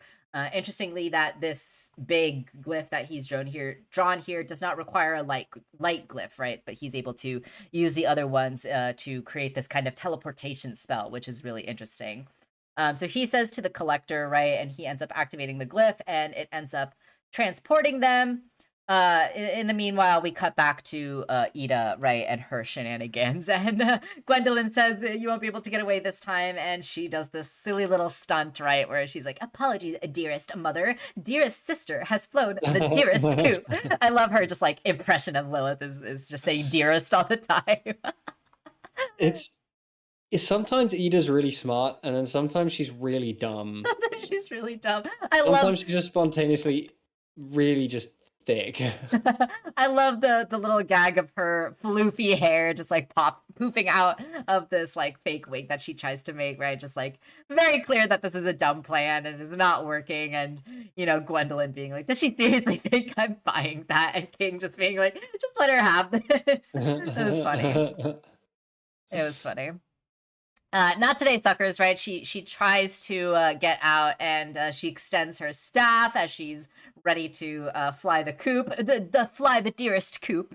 But of course, she is stopped, right? She does see that her dad is standing there, waiting for her, and again, like I really love the way that Del as a character has gotten established. I really love like what kind of a father he is to Ida as well. He's obviously so loving and so understanding. He has these couple lines here where he asks, "Am I too late again?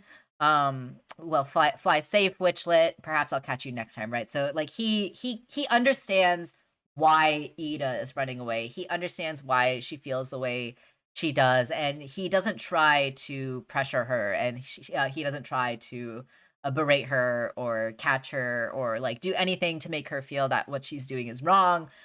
He just like fully accepts what she's doing, right? And she's like, if you're gonna leave, that's fine, maybe I'll catch you next time, right? Even though we know from the interaction, right, we know that he's ready to move forward, but he wants to be patient for Ida, which I really love their relationship. Yeah, I wonder. I don't want to get too much off topic, but sometimes I think about some of those criticisms that were levied against those early episodes of season 2 about how quick Ida was to forgive Lilith. I know the situations are very different. Like it's not really comparing like with like. But there is kind of a slightly similar situation here where, person A is like totally chill and ready to kind of get on with it, whereas person B is holding it over themselves. Yeah, that's a good point. I didn't even really make that connection, but you're so right that like Del is very much like Ida in that forgiving, kind of letting go of the grudge way, and Ida is being a lot more like Lilith, right, where she's kind of holding on to this guilt and self-doubt. So I really like that. I really like that. Cut back to Luz, Lilith, and Phillip, right? They are now in this like mysterious doorway. This is of course the doorway that we saw from Phillip's diary at the beginning of the episode. This is just like some really cool set design. It like looks really, obviously like sacred ground, right? This is what it is. It's in the Titan's head, right? It's got this really mystical energy to it. I really love that. They went out of their way to design this place as like kind of distinctly creepy. um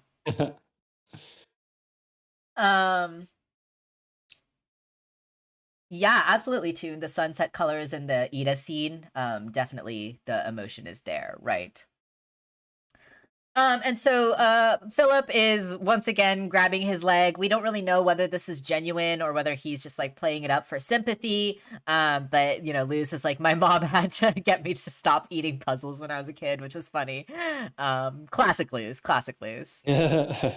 Another character who's simultaneously very smart and resourceful and also sometimes a complete brain idiot. Gotta love it. But again, continued with Phillip's kind of flattery and his like, nice words to manipulate, right? Like he says, "Thank you, crab maiden. Perhaps we were destined to meet," right? Obviously, he does not buy that she's a crab maiden, but he wants to keep her on his side. Lilith is trying to solve the puzzle of the door, and she's like, "Oh, it's super remarkable. It's a really cool technology. It's just," and then we see this like hesitation from her, right? And Luz is kind of like, "We can't stop now. We're so close," and Lilith is expressing her apprehension here. Most of the puzzle's already been solved already, which is super sus, right? We obviously know that Phillip has successfully opened this door already, right? It's not that he can't open it. It's just that he wants a sacrifice to open it for him. So, of course, it's already been mostly solved because he's solved it already, right?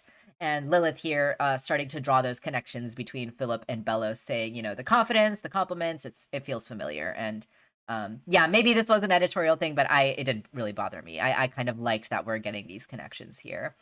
And then Luz, of course, her own kind of naivete coming back into play, right?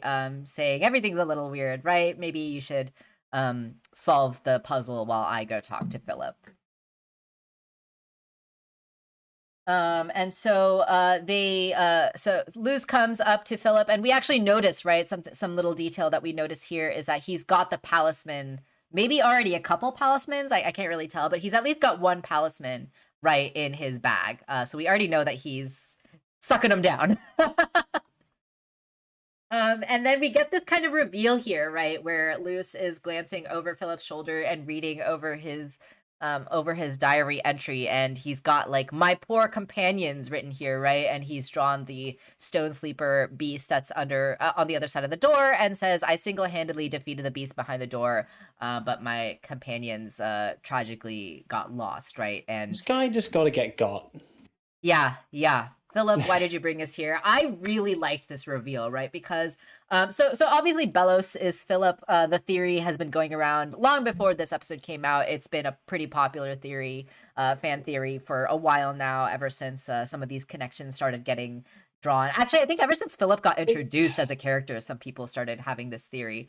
And my biggest kind of like, oh, this theory doesn't really work that I had before this episode was, you know, it doesn't really make sense why Phillip would write this journal and then like donate it to the library, and like, oh, if there was a brother, why didn't Phillip mention it in the diary? And this episode kind of answered that question and like those concerns in like a really satisfying way, in my opinion. And it's just that Phillip's an asshole, right? Phillip is an ass who killed the people he wrote about. He's an unreliable narrator, right? And I really like that. I really like that kind of fixes those issues I had with the theory before. We still don't know for sure. True, we don't know for sure. I'm personally hoping it's a red herring. Simply, like, I wouldn't be unsatisfied with Phillip being Belos. Like, it works just fine. But it is the most obvious answer to the question. Right. And I think that the thing that it's not like a crackpot theory, but you know, this show obviously makes a lot of references to a certain series of books involving a wizard written by a certain author who shan't be named. Sure. Many of which are kind of flippant and often turned on their head. Yeah. With some, you know, outright references being designed to mock that series. Now, the whole thing with the diary, the journal, Phillip Witterbane, Belos, it's very Tom Riddle is Voldemort. I see what you're saying. You know, and this reveal is very, you know, getting to the Chamber of Secrets and realizing that Tom Riddle is Voldemort. This is very like that. In the spirit of this show, kind of pointedly flipping a lot of the conventions set by said series on their head, I would quite like if they did that too, personally. Yeah. But I'm not going to be like bothered if that's not the case. Like, it works just fine. Yeah, I do think you're right in that there's more to it. I don't think it's quite as simple as just Phillip is Belos. Like, there has to be something more to it than that, you know? And I do have a theory. If you guys saw on my Twitter and in the Discord, I posted this crazy image, which I'll talk about when we get to it. But yeah, I do think that there is something missing, something more, which I will talk more about. But we do get this reveal, right? At least this confirmation that we know is that Phillip is an asshole. We know that for sure now. You know, Luz asked Phillip, "Why did you bring us here?" And then we cut back to Lilith. You know, I did it. I solved the puzzle, and like, this made me like so nervous. I don't know about you, but this kind of reminded me of like a Centaur World. It kind of reminded me of like the gate to the Nowhere King. I don't know. It just that's a show that I enjoyed recently, and this just kind of reminded me of that. I thought it was cool because it's got like this dark, spooky monster, you know, on the other side. Except not nearly as terrifying. Not quite as terrifying, but like it just gave me those vibes for sure. And you know, Phillip saying, "I needed a sacrifice," and Lilith saying, "What did he say?" before getting freaking snatched up by the monster. I have to admit that I gasped when this little snatch happened. I was like, "Oh no!" Oh man. It's fine. She's a main character. She'll be fine. She'll be fine. Yeah, so Phillip is like, "Oh, I finally can get through the doors. You tricked us. It was destiny. Balderdash." I like, you know, Luz saying balderdash. It's just kind of funny. And Phillip being like, I was going to say inevitable, right? Like really highlighting just an an asshole he is. You were easier to trick than Blue Fang, right? Blue Fang being the previous guy that he got murdered. So hopefully, needs to fucking kick this dude. Seriously, this guy needs to get got.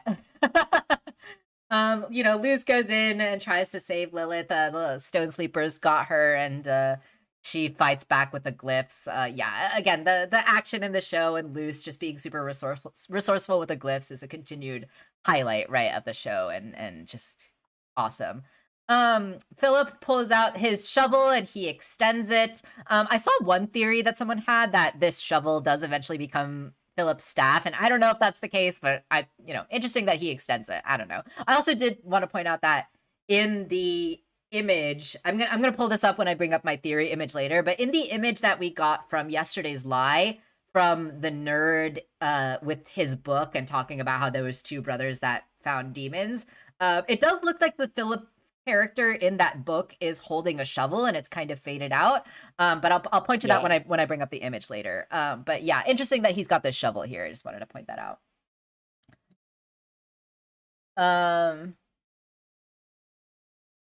Feels like a thematic successor to episode 2. Yeah, there was a lot of callbacks and kind of a lot of echoing too, so I think that was definitely intentional.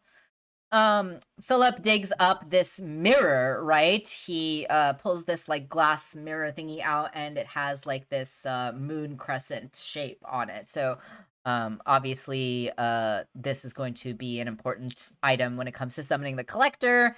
And Luz has this line here, right, where I know you want to get home, but nothing is worth hurting people. And this is the fundamental difference, right, between Luz and Phillip. Phillip saying, "Oh, I disagree. It was nice making cat's paw out of you. Good luck to your crab castle," or whatever, right? And then he draws this teleportation glyph again and gets the hell out of here. But right, that's the core fundamental difference between Luz and Phillip. Luz is actually a good person, and she doesn't want to hurt people, despite, even though she has these goals, even though she has these desires, she knows that none of that is worth actually hurting people, right? And Phillip does not care about that. So that is the core difference between the two.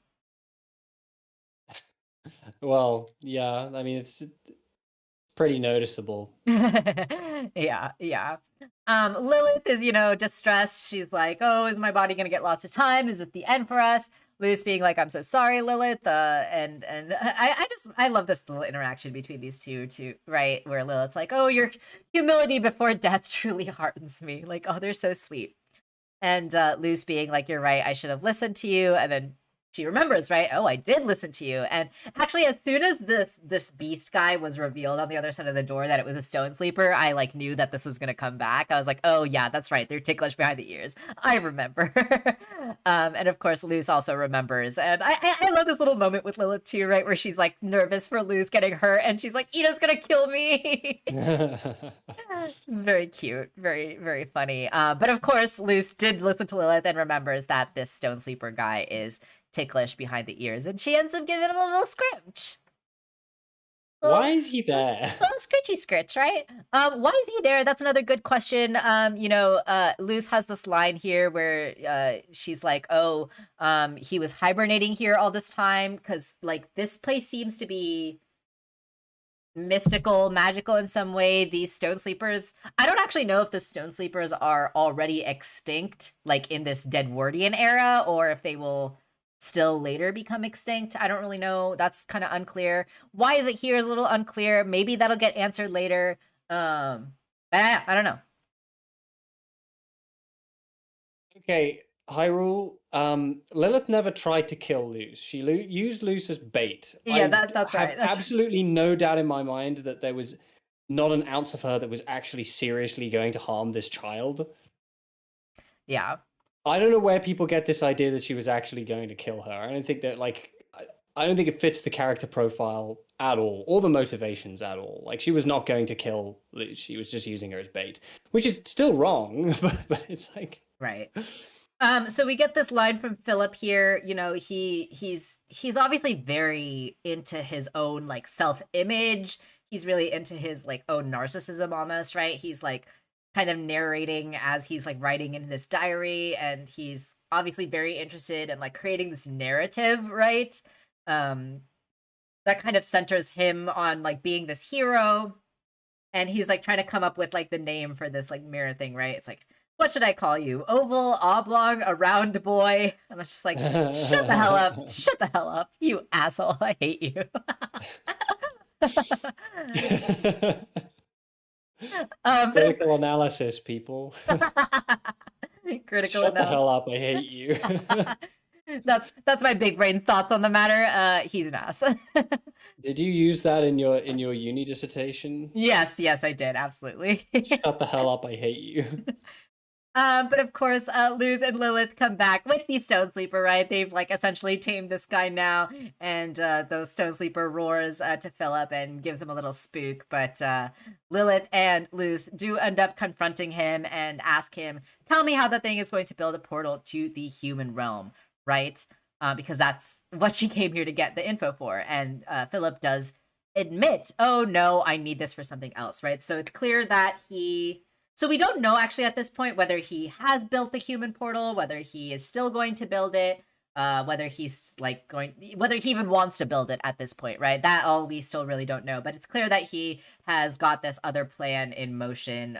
If it is true that Phillip is Belos, then it's kind of implied, right, that this like Day of Unity big plan that he's got going on started getting concocted back here, right, at this time. And it's been kind of a long, slow plan over the course of time in motion, which again is very Full Metal Alchemist, right? Got those vibes. Indeed. And so yeah, absolutely, Toon. Lilith is definitely a pawn to Belos, just like how Hunter and Kikimora are, right? And he even has this line here, right, where he's like, "Oh, maybe we can make an exchange. I will probably require another sacrifice sooner or later," right? And so everyone has kind of latched onto this line. I'll probably require a sacrifice sooner or later. You know, people have a lot of theories about Hunter. You know, why does Belos have Hunter? Is he going to be used as some sort of sacrifice for his plan? You know, maybe even some of the other Coven heads will be used as sacrifices or something. So yeah, I think it's notable here that we're getting this line that Phillip will probably require another sacrifice sooner or later. Either Phillip did make the portal and it was taken from him, or the brother has a real mastermind and stole it behind Phillip. Yeah, so I think there's something there too, right? And I'll touch more on that when I get to my theory. But you know, he does try to make this deal with Lilith and Luz, but of course they're not friggin' having it. And Lilith punches him right in the face. Let's go. Just get his ass. He deserved to get punched.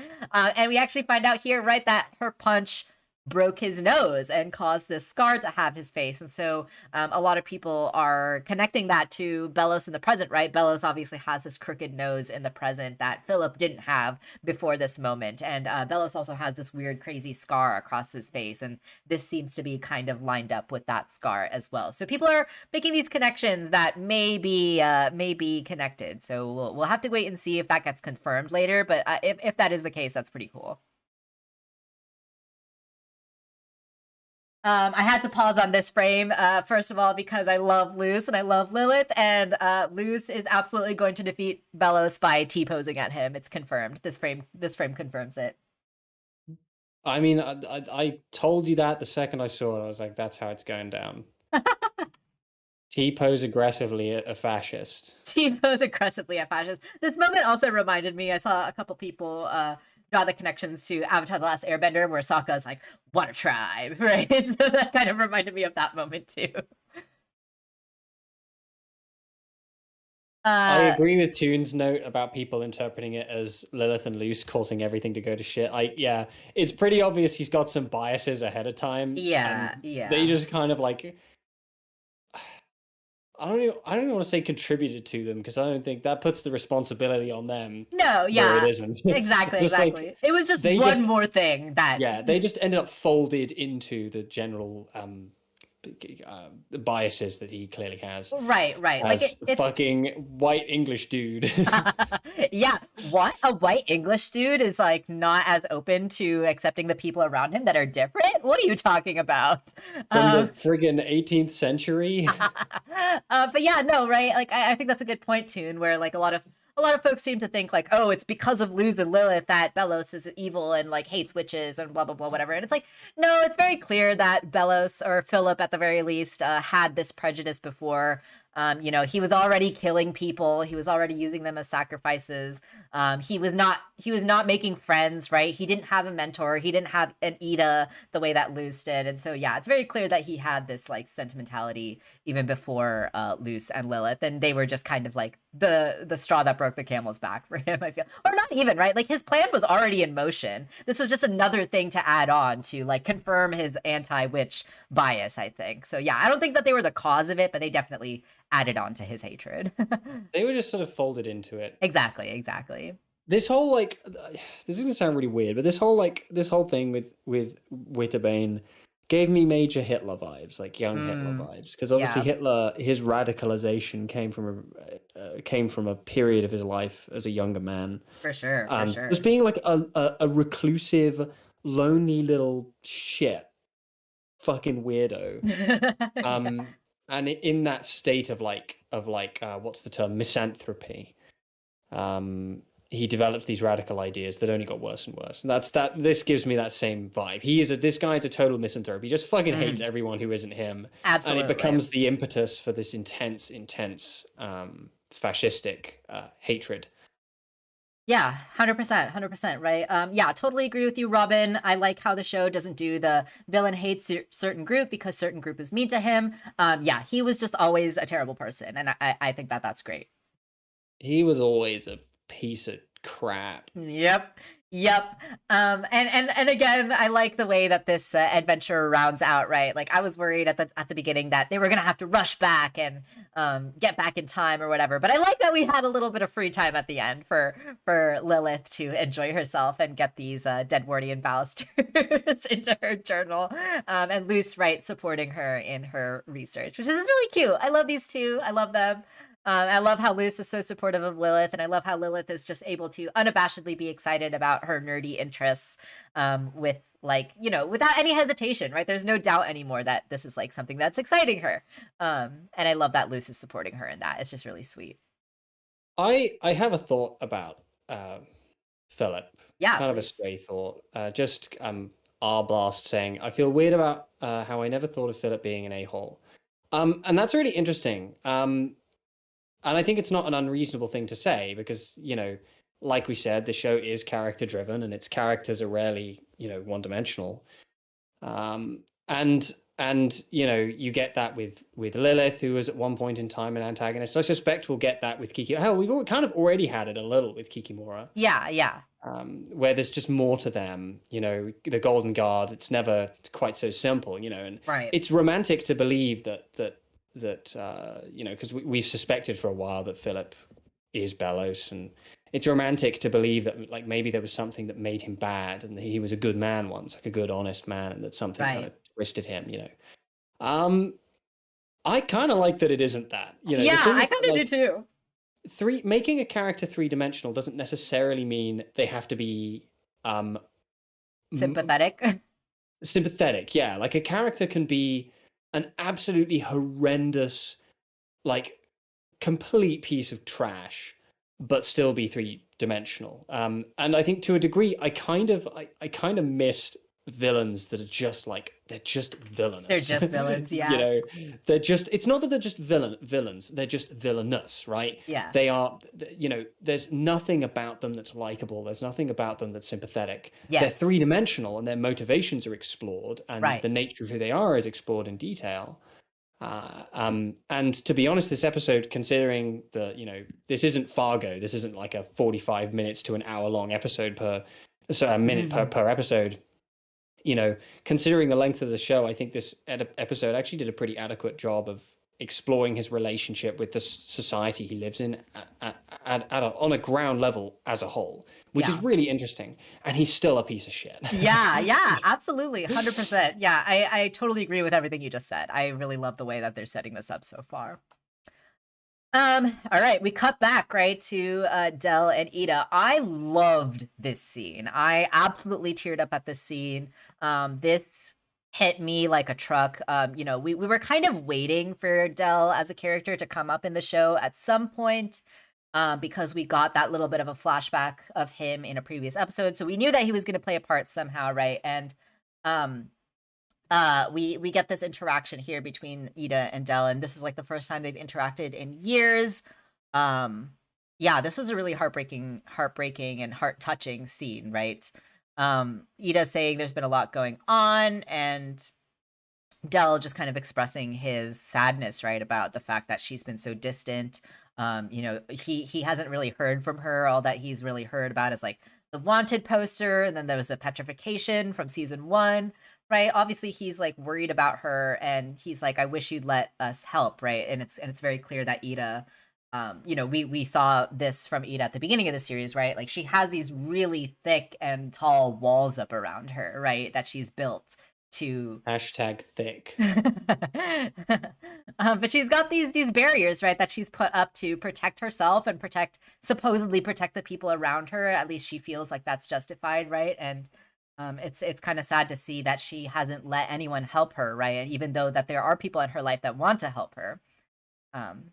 Yeah, it's just sad. And then Del says, you know, I do hear I have a grandson now, which is really sweet. Yeah, King's a Clawthorn, right? And so he kind of like starts the conversation going about this idea of like moving to the future, right? Like, oh, I hear I have a grandson now, right? Sorry. Hyrule's won the stream. I like Del, he's valid. Very unfortunate he's named after the worst computer. Nobody deserves that. Hyrule, you've done it again. You've won the stream. Congratulations. Oh, Congratulations. That's funny. You've done it. That's hilarious. At least he's not named Mac. I don't know if that would be worse. Del, honestly, Mac's pretty bad, but Del's worse. My laptop is a Dell, and I like it. You're not valid. Del is valid, but you're not valid. We'll have none of this Del sympathizing. Oh, that's so funny. That's so funny. Yeah, and so we get this line again from Del where, you know, he says like, I can't chase you anymore, right? And Ida says, then don't stop, right? Like I ruined your life, right? So we get like this self guilt, right, from Ida, thinking that she doesn't deserve to be forgiven, even though it's very clear that Del has more than forgiven her, right, for what she's done. And we get this confirmation, right, about like kind of what exactly happened between the two of them. Ida says this line, have you ever been able to carve a new palisman since I attacked you, right? And Del kind of weakly lifts up his arm, right? And we know later that he's trying to kind of, again, indicate that we're moving forward, right? Even though this happened in the past, like we're ready to move forward. And he has like this palistrom seed in his hand. But also, right, like Ida sees his frailty and like knows that of course he can't carve palisman, and it still adds to that guilt that he has, right? Mm. And also, of course, we want to acknowledge the bird, Adele's palisman here. You know, Burb. It's very cute. It's a little bird. It's got a cute little eyebrow, which I enjoy. You're an average eyebrow enjoyer. I am the average eyebrow enjoyer, as everyone knows.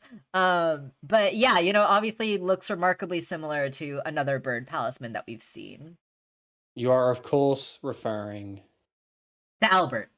To Albert, yeah. They look exactly the fucking same. There's identical difference between them. This scene confused me so much because I was like, what's Albert doing here? And then I had to like look really close. I'm like, oh wait, that's not Albert. There's a subtle I don't know if you noticed this. There's a very subtle difference in the shape and color of the bird. Oh my god. And species. There's a very subtle difference there. And it took me a moment. Your sarcasm is too much sometimes. I'm English. But yeah, Toon, absolutely. The palisman is a big clue, as well as the fact that this B plot, actually, you're right, that this B plot might in fact be connected to the A plot in that way, if that's the case. Yes, that's what I was kind of thinking. Yeah. So Del says, you know, don't worry, I'm not here to try that again, right? He's super understanding. He doesn't try to force Ida to do anything that she doesn't want to do, including forgive herself. He understands her guilt and doesn't push her to do that or whatever. I'm not here to try that again. And he instead holds out his hand once more and shows her the palistrom wood seed, right? And I really love this because obviously, like, we know that the Palismans have like this kind of deforestation aspect to it, right? We know that Bellos is kind of getting rid of all the Palistrom trees because he needs to eat them. There's also this like kind of tie-in with like environmentalism and colonialism, right? But also like this idea of letting go of the past and moving towards the future, and Del being like a Palistrom carver, and now that he can't do that, he's helping regrow the trees, and he's helping the Bat Queen and trying to regrow the forest. So I think there's a lot of connections there. There's a lot of like implications there, but I really do like the kind of like allegorical implications of like moving towards the future, right? Indeed. His talisman is small. It's cute though. It's little. And I do like this really sweet interaction, right, between Ida and Del, where he's like, "Oh, did you come here just to brag?" Right? Like, oh, that's so sweet. And then yes, but also to say, "Let the past stay in the past," right? And then Ida does accept this Palistrom seed from Del, and I really love this line too, right, where Del says, "Give Albert my regards. Carving him with you is one of my dearest memories." That's really, really sweet, and of course adds this other kind of sentimentality to Albert and why he's important. He's like this relationship between Ida and her father. And I also think it's interesting that Del specifically does give Ida this Palistrom seed, right? And that she herself now doesn't have the traditional means of magic anymore, and so maybe now this is something that she will pick up and kind of carry on that legacy of. And I know someone said in the chat earlier, maybe Del will help Luz carve her Palisman, but maybe Ida will help her carve her Palisman, and like that'll be kind of a similar, the way that Del and Ida carved Albert together, Ida and Luz will carve her Palisman together in that parental passing way. of the torch, if you will. Exactly. So I like that this is getting kind of set up where, Del is kind of passing along this like this trade, right? This craft that has been a big part of their family, and then maybe Ida will pass that on to Luz as well. Because again, like the carving Palistroms, right, is notably an important piece of magic that doesn't require glyphs or like inherent magic, right? So just something to think about. You just got to be good at wood. You just got to be good at wood, exactly. Easy. And yeah, I do like that Ida does like smile here, right? Like I think that this was like a moment of reconciliation, a moment of like emotional like baggage that she's been holding up, right? That she was finally able to like let go of and like make peace with, right? So I really like that. I love that for Ida. I love to see Ida make peace with her inner conflict. Yeah, it'll be interesting to see what will inspire Luz, but I guess we'll have to wait and see, right? It's going to be a beautiful bust of Sir Trevor MacDonald. Yeah. Sir Trevor MacDonald, the English broadcaster, will be her Palisman. Just his head on a fucking stick. Jesus. Ida, of course, it's in her nature to not like show her sappy emotions, right? So she quickly turns around and she's like, "Hey nerds, how was your quest? Did you get that dead nerd?" Really like emphasizing the nerds to, hide the fact that she was like just crying. Laying it on a little She's thick. a nerd just like she had a fucking Dragon Ball Z videotape. She's a fucking nerd too. They're all nerds. And they Lilith and Luz do admit that they found Phillip, and Ida's like, "Whoa, really?" And Luz's like, "Yeah, he stunk. I punched him in the face," Lilith says. Groovy auntie. I love, adore this moment between Luz and Lilith with them just doing this silly little finger guns at each other. Oh my gosh, they're just so freaking adorable. And Ida just like watching them like, "Oh my gosh, you dork-ass losers. You guys need to stop." I just love them. They're so freaking adorable. And then, of course, we cut back to Phillip in the past, right? And then we get this kind of big reveal. And here's where we get like a lot of these hints, these little tiny subtle hints. So we get like this creepy hand here. We get this robe also that's in the background that looks at least very similar to what Belos's current robe looks like in the present. We've got all these kind of discarded palisman all over the ground. You can see that some of them are like already cracked open and stuff like that. I saw someone online say that maybe these were the palisman of like previous witches that Bellos had either killed or sacrificed just in some way, which if that's the case, like, geez, dude, like you are so messed up in so many ways, right? Oh, we can even see, I actually didn't notice this the first or second time that I watched this either. But something that we can also see in the background here, in addition to all these scrolls and these eyes and this humanoid figure in the background, we also see the Selkie Damus, the poster in the background, if you guys remember from the first episode. Yeah, the first episode of season 2, right? Bellos wanted to kill it for some reason, and Ida and Luz ended up saving its life, right? So maybe this has something to do with Bellos's plans too, right? So I love that these little details are kind of tying these threads together, right? And we also get our little secret code here as well. I haven't been following the secret codes. I know that that's like a hidden message that is like sprinkled out throughout the episodes. So if anyone knows what the secret code messages are saying so far, let me know in the chat. I literally didn't even know that was a thing that was happening. Yeah, there's a secret code in every episode, and it like is giving us a hidden message, which is very Gravity Falls, right? Super fun. Those barbarians, those witches, he says. It's like, I don't like the way that you say witches. It sounds like a slur coming out of his mouth. Someone just gotta fucking kill this guy. Yeah. And then we get this reveal, right, that Phillip has put these glyphs all over his arm, and they seem to be kind of messing with him, right? His skin gets all like bubbly and gross, and we do know that Bellos in the present, right, has this weird goopy malleable arm. So this seems to be another implication, right, that they are in fact one and the same.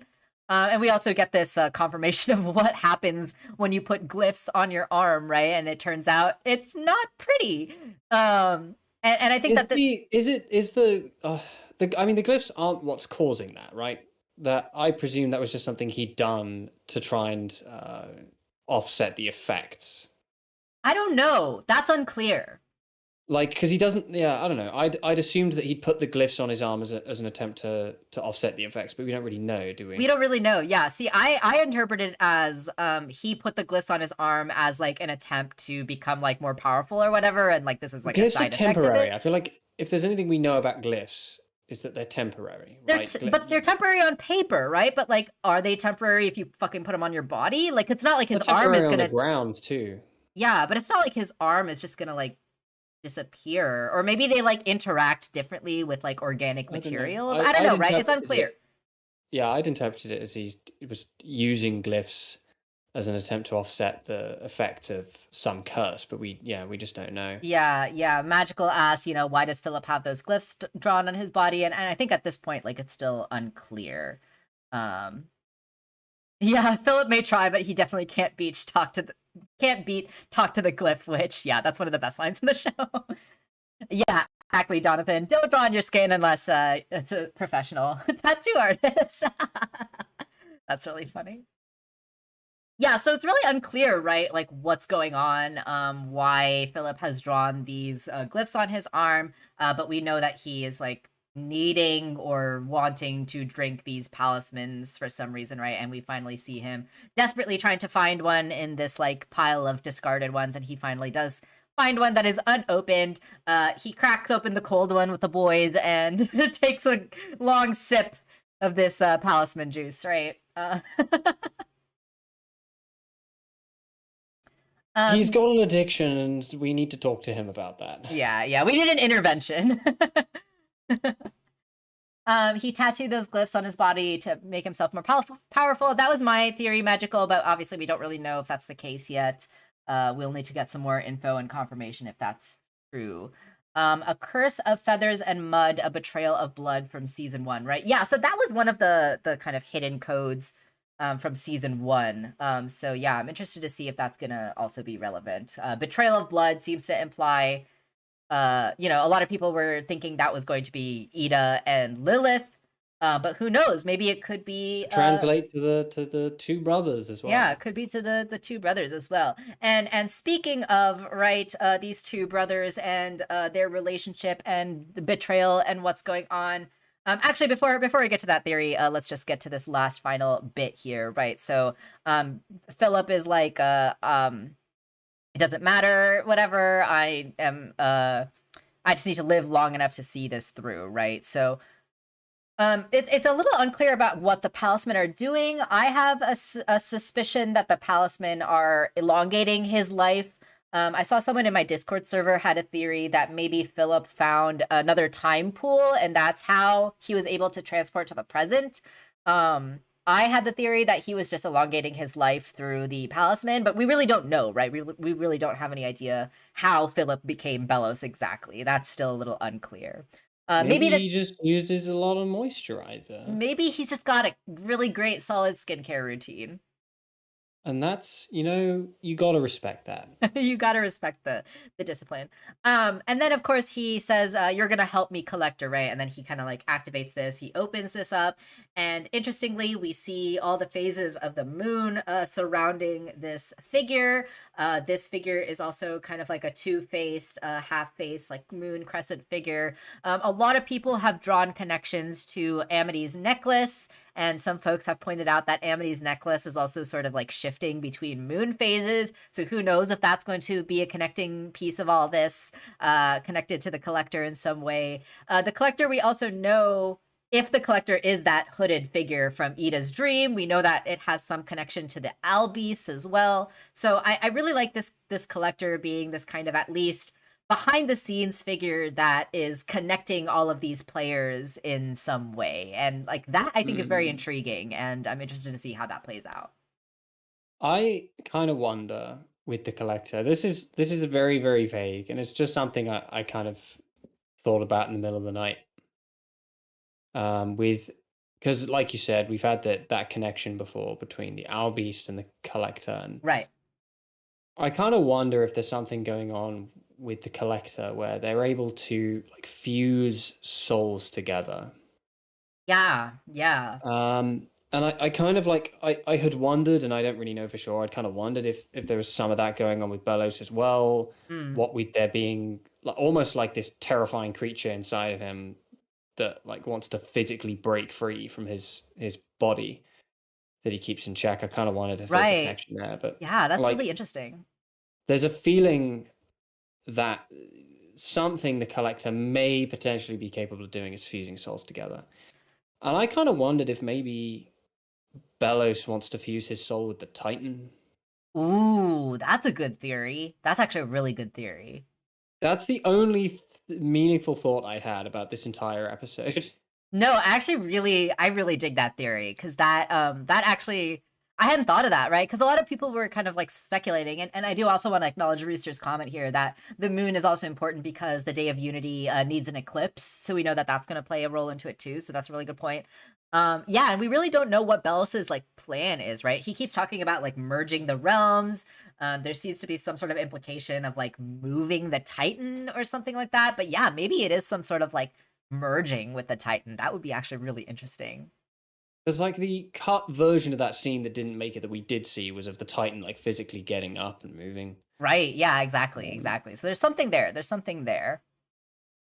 You're going to help me, Collector, right? So we know that the Collector is going to play some sort of role into this whole orchestration. So I'm really curious, really interested to see how this is going to play out. If you guys have any theories about the Collector, about Philip, I would love to hear your theories in the chat. Speaking of theories, since we are here at the end of the episode, it is time for me to pull out my theory, the theory that I have teased and have brought up on Twitter and in the Discord server. So I'm pulling this up on the stream right now. I went out of my way to throw together this image. I was like unable to sleep last night because I was like throwing this theory together in an unhinged rant. So let me explain what's going on here on this theory board, right? So we get this, we got this image, right, of these two brothers from the human realm, somehow being related to the Boiling Isles or the witch realm, the demon realm, from yesterday's lie, right? From the Nerd Guy's book, we had this image of these two brothers exploring the Boiling Isles, right? And then there's like this witch, right?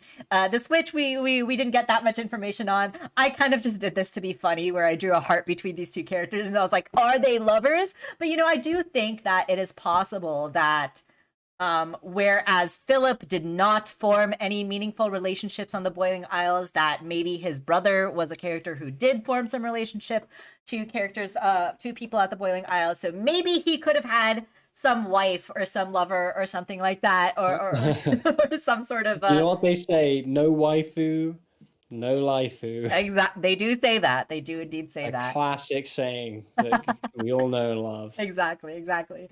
So yeah, I do think that maybe there's some sort of like lineage here, right? So I have this theory that Del and maybe another character, some sort of unknown character, were the descendants or the children of Belos's brother and this other witch character that maybe we don't know that's about, kind right? of what I've been thinking as well. Yeah. And we also know that despite the fact that Phillip was not known, right? This episode gave us a pretty good confirmation that Phillip, his presence was not really known on the Boiling Isles. People didn't really know that there was a human on the Boiling Isles before Luce. But somehow, right, Gwendolyn was the one who knew that there was a human sometime in the past, right? And so there has to be some sort of reason that she knew that.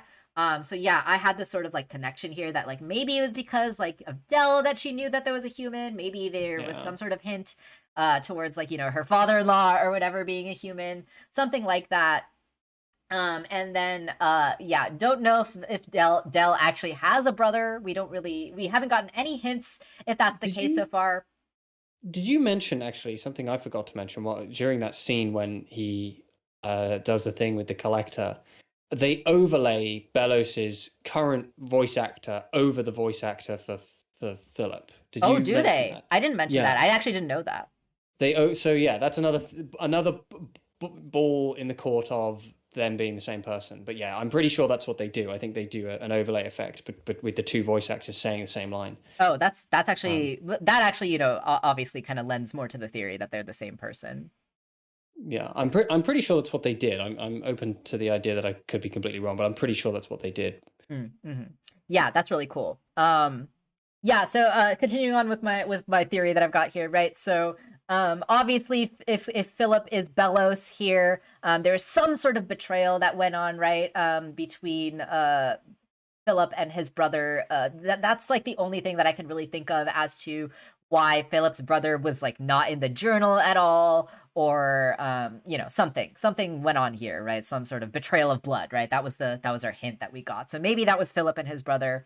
Something fucked up, I'm sure, that Phillip did to this brother character, maybe. Because we get that line between Belos and Hunter, right, where he's like, oh, your family and our family was destroyed by wild magic, and that's obviously a lie, right? There's obviously some manipulation going on there. So I think that he probably did something really awful to this character, and maybe created Hunter as a clone / Grimwalker, some sort of like genetic offspring from this brother character. Because I think it's interesting that Hunter calls Belos uncle and not like brother, right, or anything like that, right? He does specifically call him dad. Uncle or dad, right? Exactly. And Hunter also, we've gotten visuals of Belos's face before, and Belos does have like a little bit of smaller ears than the rest of the witches have. And if Belos and Phillip are indeed the same person, then there seems to be some implication of Phillip like cutting his ears into a witch shape or something like that, right? But interestingly, Hunter does not have small ears. He has normal size witch ears, right? So that's another reason why I think that he is not actually a direct clone of the brother himself, but rather a clone of like a descendant of the brother, because he does seem to be at least half witch, right? At least partly witch, because he has the ears. But interestingly, he doesn't have that magic ability, and it's unclear whether he lacks that magic ability because he is a clone or because he's like the descendant of a human, right? That is still a little unclear as to why he's lacking that magic ability. But I do also think, I brought up the fact that I thought that Hunter was a long lost Clawthorn back in our discussion of hunting palisman, because of the fact that, there was a little bit of a setup and a little bit of a red herring, if you will, with the bird palisman, where we thought that it was going to be Luce's palisman, but it ended up being Hunter's, right? And so I talked during that discussion about how that seemed to imply for me that Hunter himself was kind of a long lost Clawthorn in a way, because we know that Clawthorns all have these bird palismans, right? And so if that is the case, I feel like this is like the most likely way that these characters and these families are connected, right? Obviously, Phillip / Bellows has been maidenless his entire life. He gets no bitches. He gets no bitches. But all these other characters, right, were able to have their kids and continue on the lineage. And yeah, maybe Ida, Lilith, and Hunter are like these clone cousins. They're like related in that way. Also known as cousins. Also known as cousins. But yeah, this is kind of what I was thinking of, like how maybe these two lineages could be tied together. I also think that there is something, right? There's something to do with there's like some sort of thematic reason that palisman is a big part of this entire like family as well, right? With Phillip / Bellows drinking up the pal juice, and meanwhile Dell is someone who has crafted palisman, who has carved palisman. And so there's some connection there, right? There's some sort of thing going on with the palisman, deforestation versus like creating companions. And also something actually noteworthy that I wanted to bring up that I forgot to at the beginning of this episode. We talked about how the Boiling Isles, the Deadwardian era, seems to be rather peaceful, right? And everyone is like doing their own thing, everyone's vibing, everyone's mixing magic, and everyone's good. But interestingly also, there are no palismans back in the day. None of the characters have palismans or staffs. So they had to have I didn't even think about that. They had to have been introduced at some point in between, right? So yeah, I don't know. I feel like this character has like, and this character and palismans have some significance to the world and the plot and something that's going on here. So I would love to hear any of your guys' theories that you have about like Hunter, the palismans, Bellows, Phillip, all this stuff, and how maybe the collector is going to play into all this too, right? The collector is something I left off of this diagram, but obviously there's some connection here between the collector and Phillip, and then also the owl beast, and cursing Ida and all that stuff. So there's something going on in the background here too with the collector and the owl beast that plays into this connection somehow. But yeah, I would love to know any theories that all of you have. But this is kind of where my mind went. If this ends up being right, I'm going to be so freaking excited. Like, I'm going to be so thrilled if this ends up being anywhere even close to right. Like, if there does end up being, like, some sort of secret brother character, or if Hunter does, in fact, end up being, like, related to the Clawthorns in some meaningful way. I'll just be super excited if any of those pieces are correct. I think, I agree with all of that. It makes a lot of sense. It seems to fit in place. Yeah.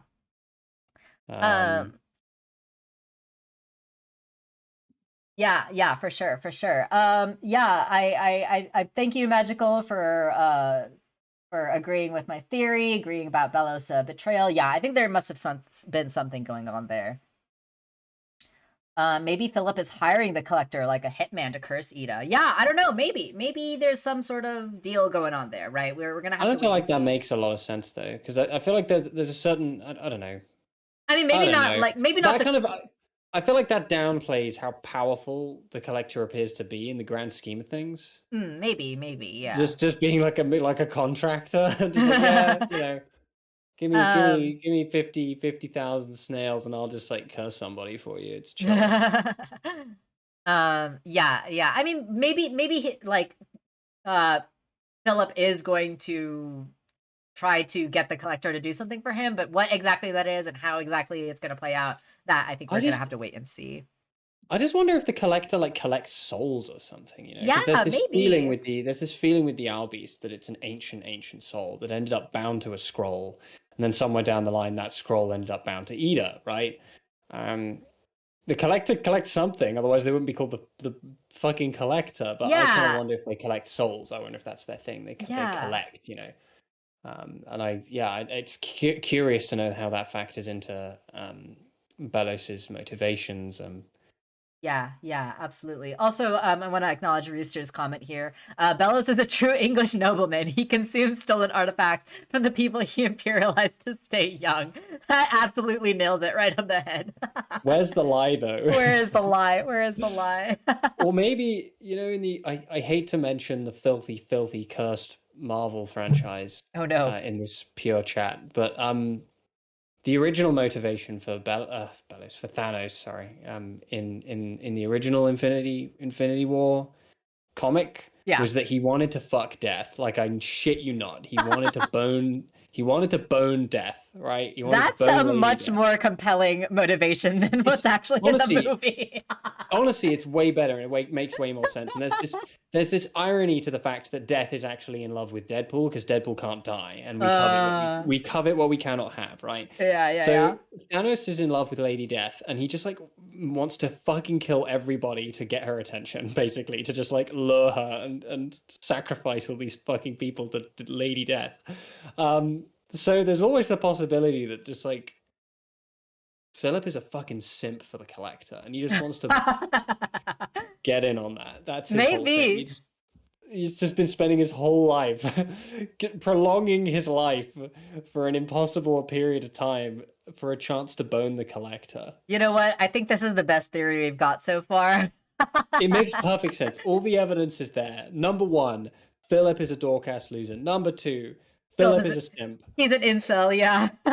He's a fucking incel. He's maidenless, he's got no bitches. That's because he's wasting his time going after the Collector. Yeah. Go after the Collector. That must be it. It must be it, clearly. What's happening here? Honestly, I don't know how I cope with such a big brain. Lugging this friggin' thing around all day, it gives me a neck ache. I am going to cry. This is so funny. Oh my god, that's hilarious. So yeah, please let me know what your guys' theories are. Obviously, the Bellows wants to bone the Collector theory is the number one prevailing theory that I've got right now. If you had to pick one character that could die by the end of the season, who would it be? I mean, is it a cop-out to say Bellows? Yeah, I feel like that's a cop-out. I don't know. I would want them to kill somebody who either we'd be happy to see go, or who it would be like really kind of like, oh my goodness. Maybe like Ida's parents, like Del. If Del died, that would be really sad. Yeah, but it would also be like they're so old. Like they gotta like Del looks like he could keel over any day now anyway. Yeah, a light breeze would take him out. Whereas like if Hunter died right, before they were ever able to save him, that would be really sad. That would be tragic. I don't think that's. I feel like Hunter's got like his redemption arc kind of laid out. I don't know. Or if Sir Trevor McDonald, Luce's palisman, died. I don't know. I'd love to see like Amity's parents get what's coming to them. See, I kind of like, I don't wish death upon them. I think they're a couple of shitheads. But Yeah. No, of course. I actually don't think that there are really any characters that I would want to see die in this show, but other than Bellows, of course. James May. Oh, the museum guy from Earth, that guy. Friggin' yeah, just they like it's not even connected to the main. No. He just like has like a heart attack or something like off screen. Like they cut randomly in the middle of a dialogue. Like it's completely shoehorned in. They just cut randomly back to Earth, and it's just like him, like I don't know, sat on his couch wanking and eating Cheetos, and then he just like dies. Right, exactly.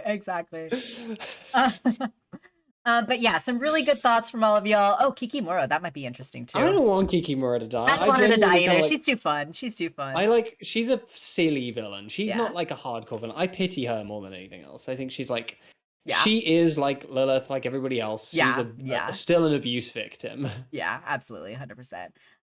But yeah, okay, I would love to hear all of your guys' theories in the chat continued on. If you got any more theories that come up later on, let me know in the Discord channel.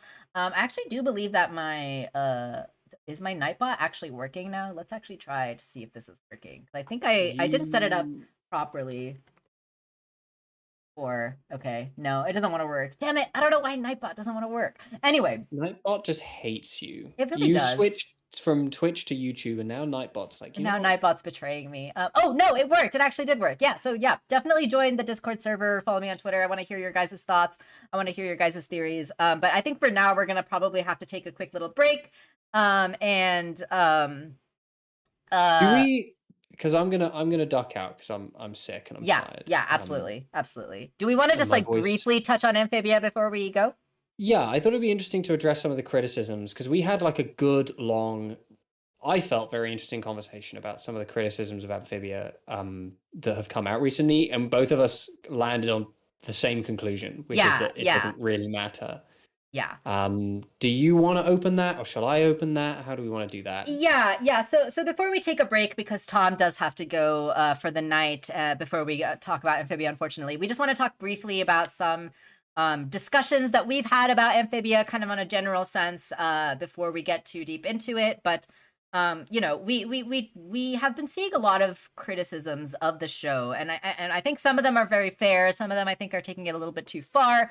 But obviously, you know, Marcy is a very crucial character in the show.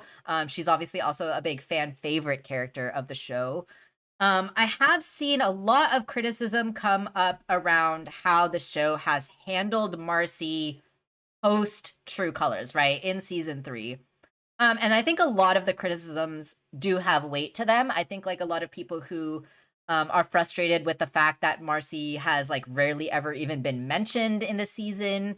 How there doesn't seem to be that much like notice from Anne about like what happened to Marcy throughout the season. I can totally see where they're coming from, and I totally acknowledge all of that. However, I do think that some people, and I will admit, you know, this is not everyone. This is a very kind of small minority. There's a small minority of people who wish that season 3 was like significantly different. I saw one person on Twitter say that they wanted Anne to have like a grief arc, which I don't really agree with. I think that would have been like so unnecessary. It would have like Infinity Train. Yeah, exactly right. It's not Infinity Train. This is not the same kind of show. Like it's, and one thing that also is important to keep in mind with Amphibia is it's episodic at the end of the day, right? Like every 11-minute episode has to contain its own little adventure. It's not just that it's episodic, it's a very particular kind of show, structurally and tonally, right? Now I kind of that central criticism of people like not even mentioning it, and then on the extreme end of that scale, wanting a grief arc. I don't think these criticisms are entirely realistic in terms of what Amphibia actually is at its core, which is a very simple, very innocuous, comedy centric, right? It's very lighthearted by nature. You know, there's the odd episode like True Colors, which take a very sudden, mostly well managed dramatic turn, but on the whole, these episodes, like they Amphibia is the truest spiritual successor to early 2000s episodic cartoons, right? Totally. Now, in terms of the internal logic of how shows like that work, it's basically kind of fine for them to somewhat wipe the slate clean on an episode-to-episode basis. Obviously, there is still a certain degree of serialization between them, but it's sort of expected. Like, I literally hadn't even thought about it until people started bringing it up. Right. Because, like, I don't know if it's just that you and I were of that audience in the early 2000s where that's just kind of the done thing. Right. But, like, it is the done thing for shows like this where, like, it's okay for them to just, like, put a pin in the Marcy thing. And just, like, we want to have some fun adventures and we want to go off and meet these new characters and do some other things. And not so much think about that. Like, I just don't feel like those criticisms are necessarily realistic in terms of what this show is. Right. And it comes back to something I'd said before a few streams ago about the fact that like some people literally watch nothing but this, right? Some people, this is their media diet.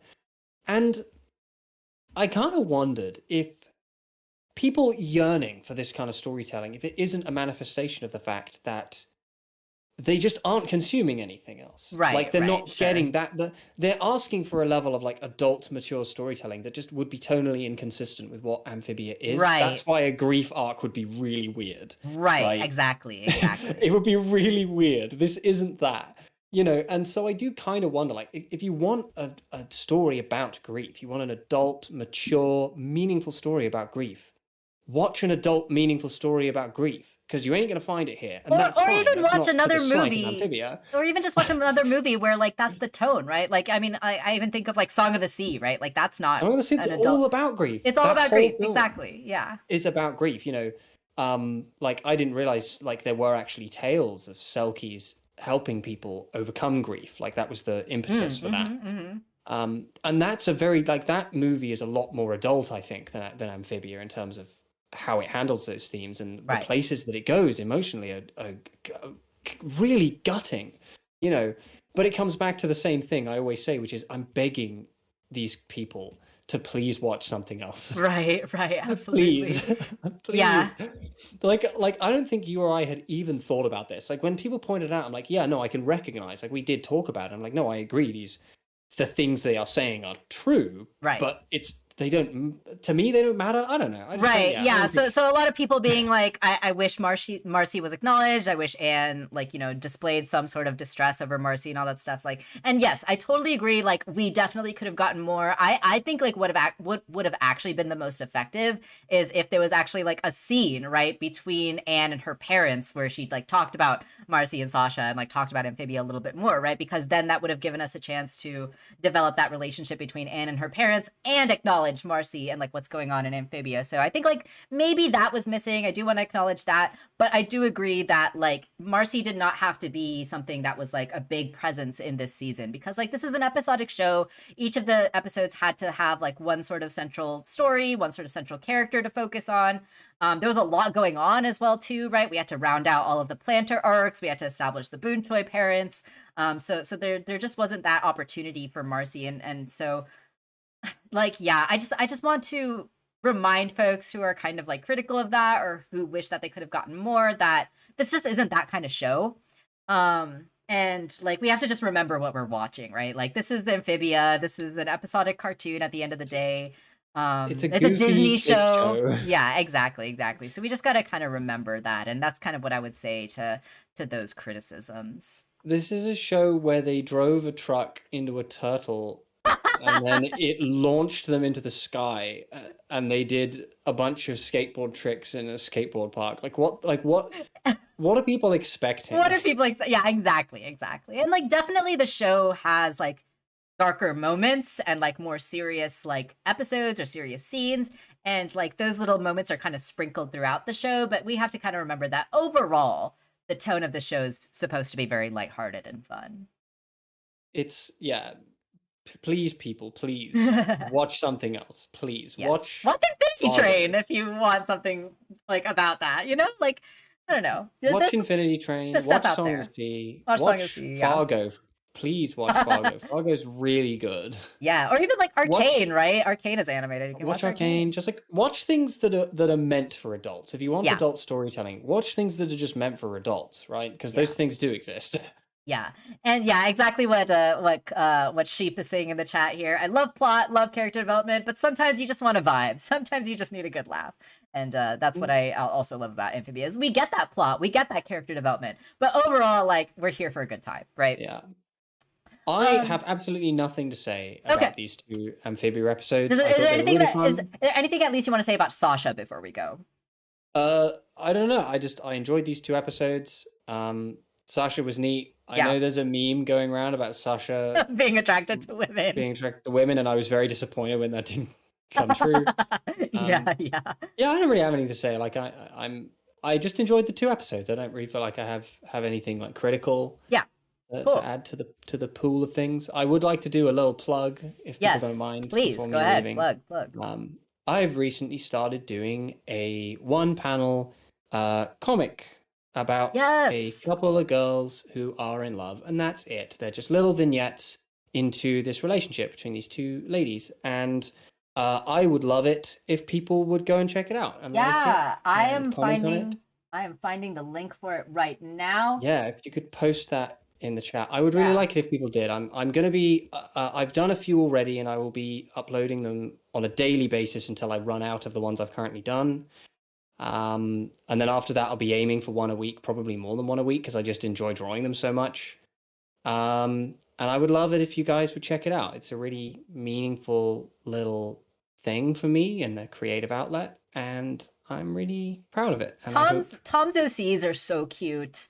I love these two little gay girls so much. I don't even know them that well, but their designs are fantastic, and every little interaction that I've seen you draw between them is super, super adorable. So I'm excited to see you draw them in these cute little vignettes. They're super cute, and I love the style.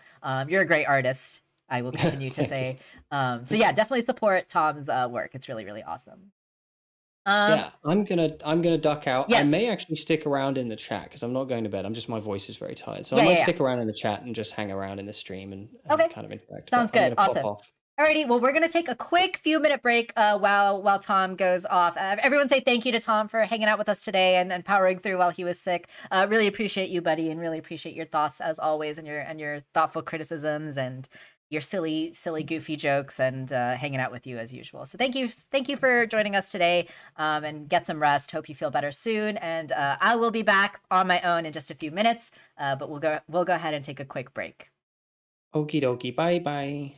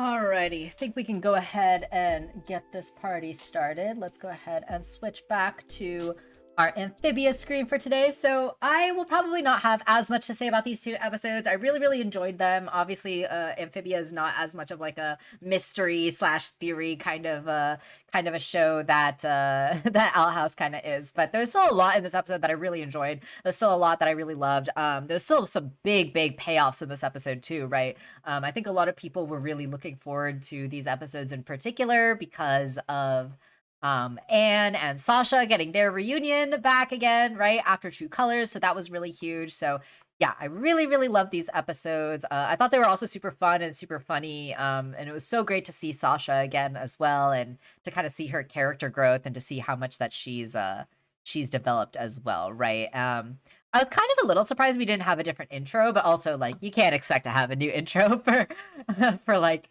midway through the season. So we kind of cut back, right? We start off the episode right as we right where we left off in the last episode. We get this overlook on the what used to be Newtopia and what used to be Amphibia, right? All the water is completely toxic and polluted. There's smog all over the air and it looks disgusting. All the trees are gone, right? So it's clear that environmentalism and that kind of a theme is going to be a big part of this show from this point on as well. What was the callback? I think I might have missed that.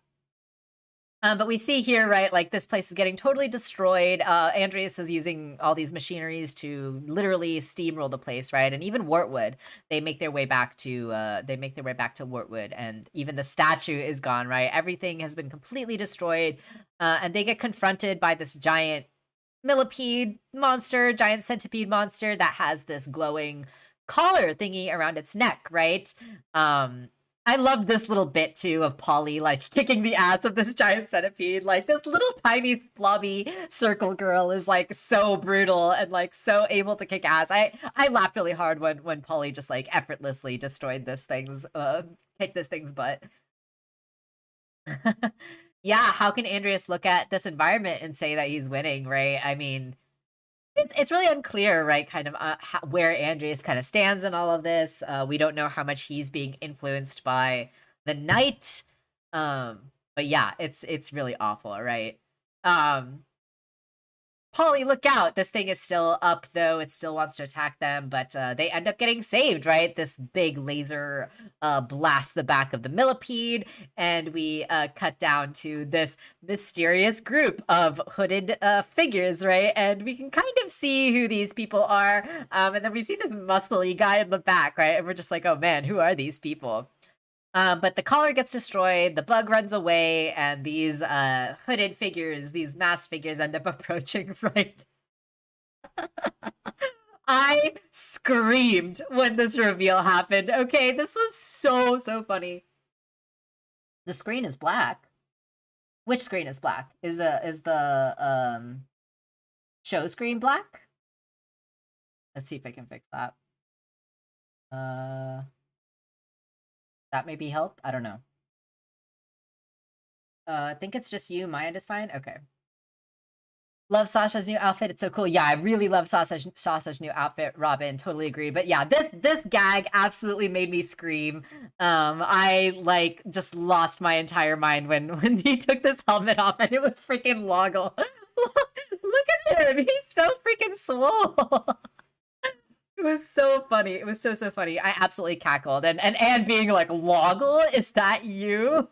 And Loggle ends up admitting that I've been lifting weights every single day since you've been gone. Who knew that I had these kinds of gains in me all along? This was so funny. And people ended up pointing out that if you guys remember all the way back in freaking season 1, episode 1, Loggle had that statue that he carved of himself, right? Where he was like this Adonis statue, and Sprig was like, we're gonna talk about this. We're gonna come back and talk about this. So it's so funny to me that moment seemed to have been foreshadowing for Loggle getting super beefy in season 3. I don't know. Yeah, this had me absolutely cackling. Yeah, and the bridge scene too. Yeah, the comedy in this episode really got me. It was so funny. And yeah, even Polly like having a line here being like, Loggle's buff now. I absolutely was crying of laughter during that whole thing. It was so funny.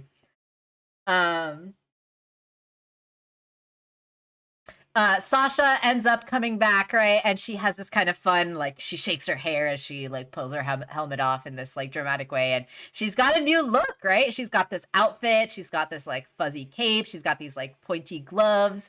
Her hair is down, right? It's no longer in a ponytail.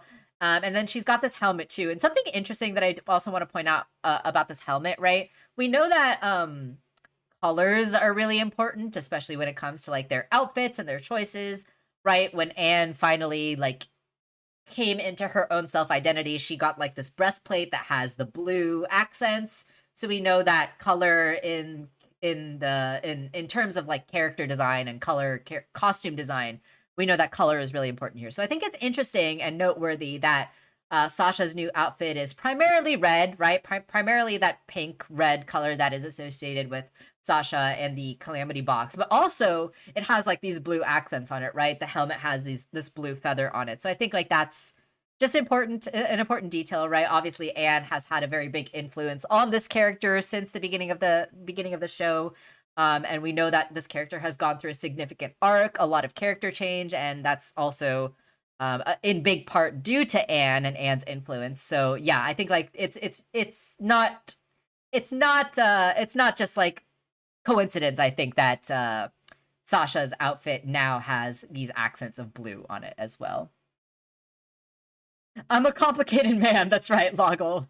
Loggle is definitely a complicated man. Oh my gosh, so great. Yeah, I love Sasha's new updated look too. She it looks really great to me. And we get this like reunion again, right? They hug.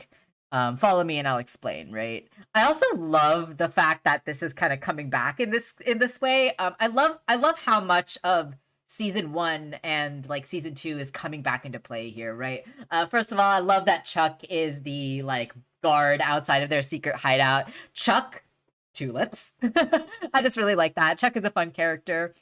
And I really love that the planter like dungeon, right? The planter secret basement ends up being their secret hideout, right? We found out about these planter tunnels back in season 1. So it's really cool to see like these things kind of come back and you know, play a big part in the plot, which is really fun.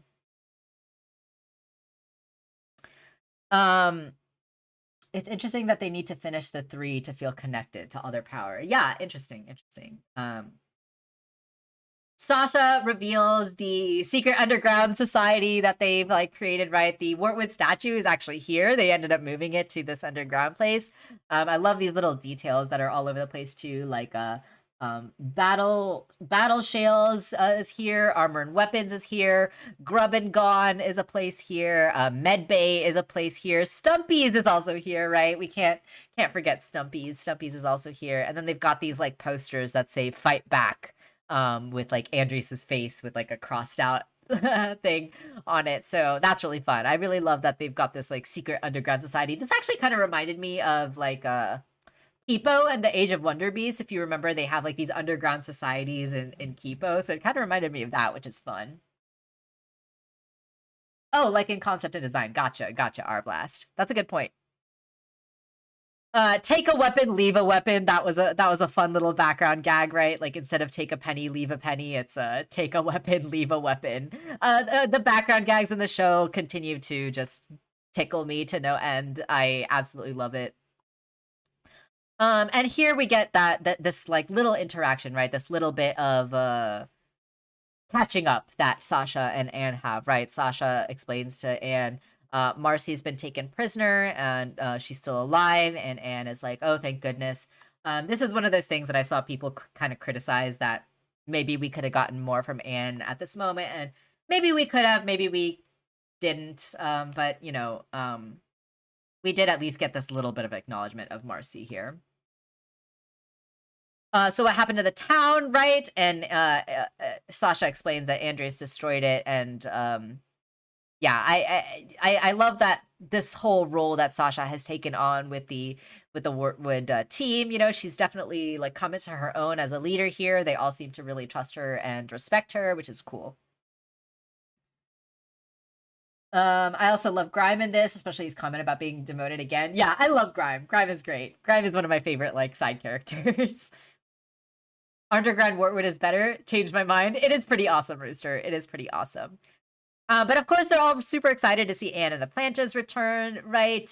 Sasha like reintroduces them in this big way. Sprig has got this like cute little ta-da pose, right? And Sasha's like, they're gonna help us bring back Amphibia. We're gonna defeat Andreas.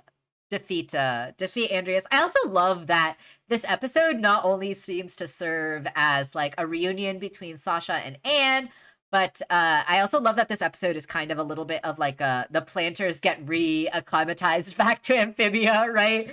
We know that they got kind of very pampered on Earth.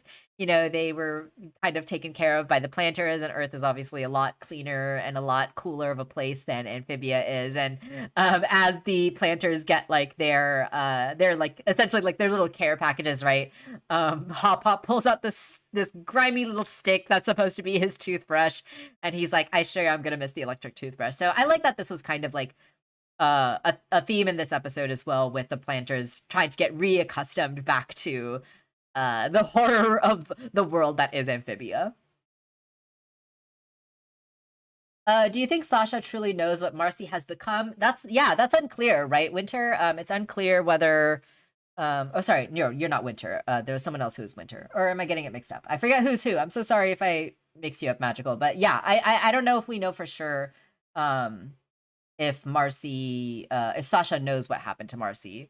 I don't think there's a way that she could know other than Marcy was taken prisoner. I don't think she knows about the core or anything like that, though.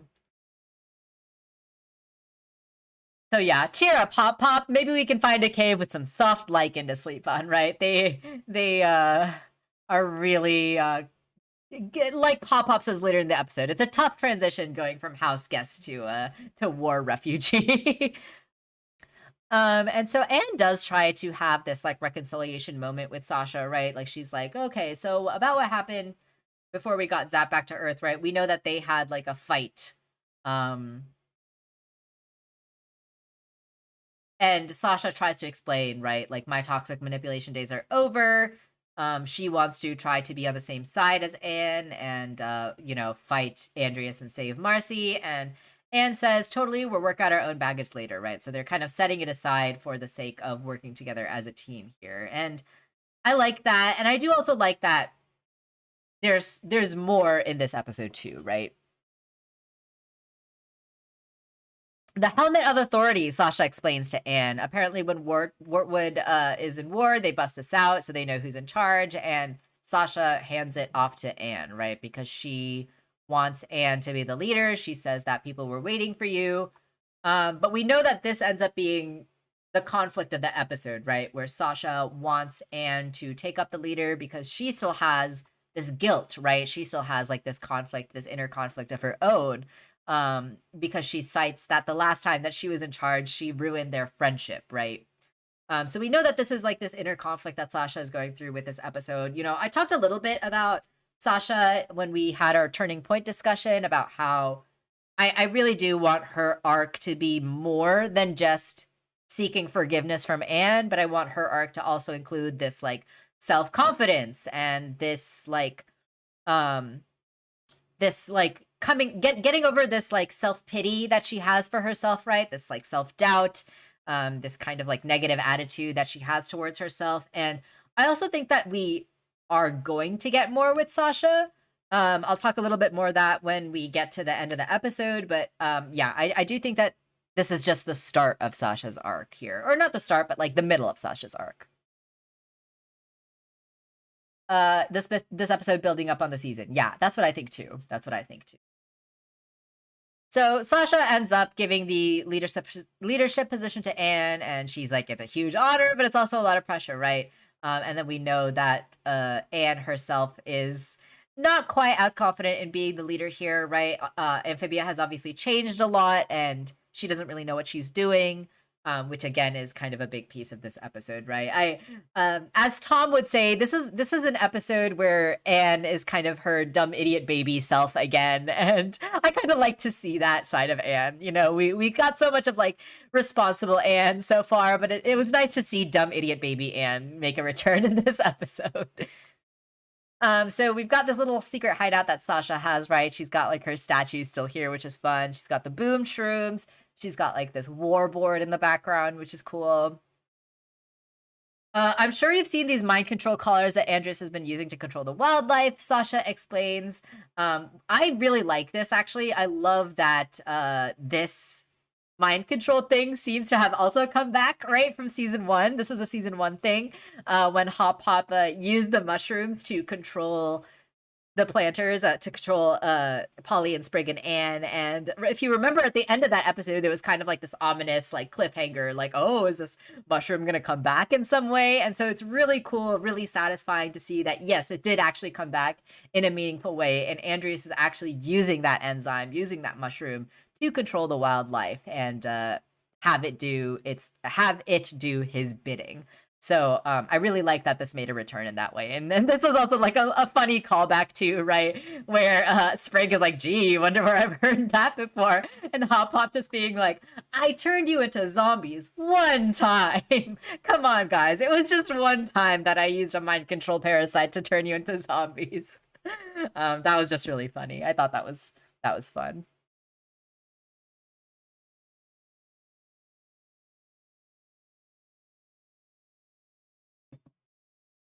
So Sasha did in fact find out that these mind control devices are being created in a factory, and so this is their current mission, right? Is to destroy the factory so that Andreas cannot build this technology as much, and it will make a dent in Andreas's army, right? So I love how like tactical this whole thing seems to be, right? Like this is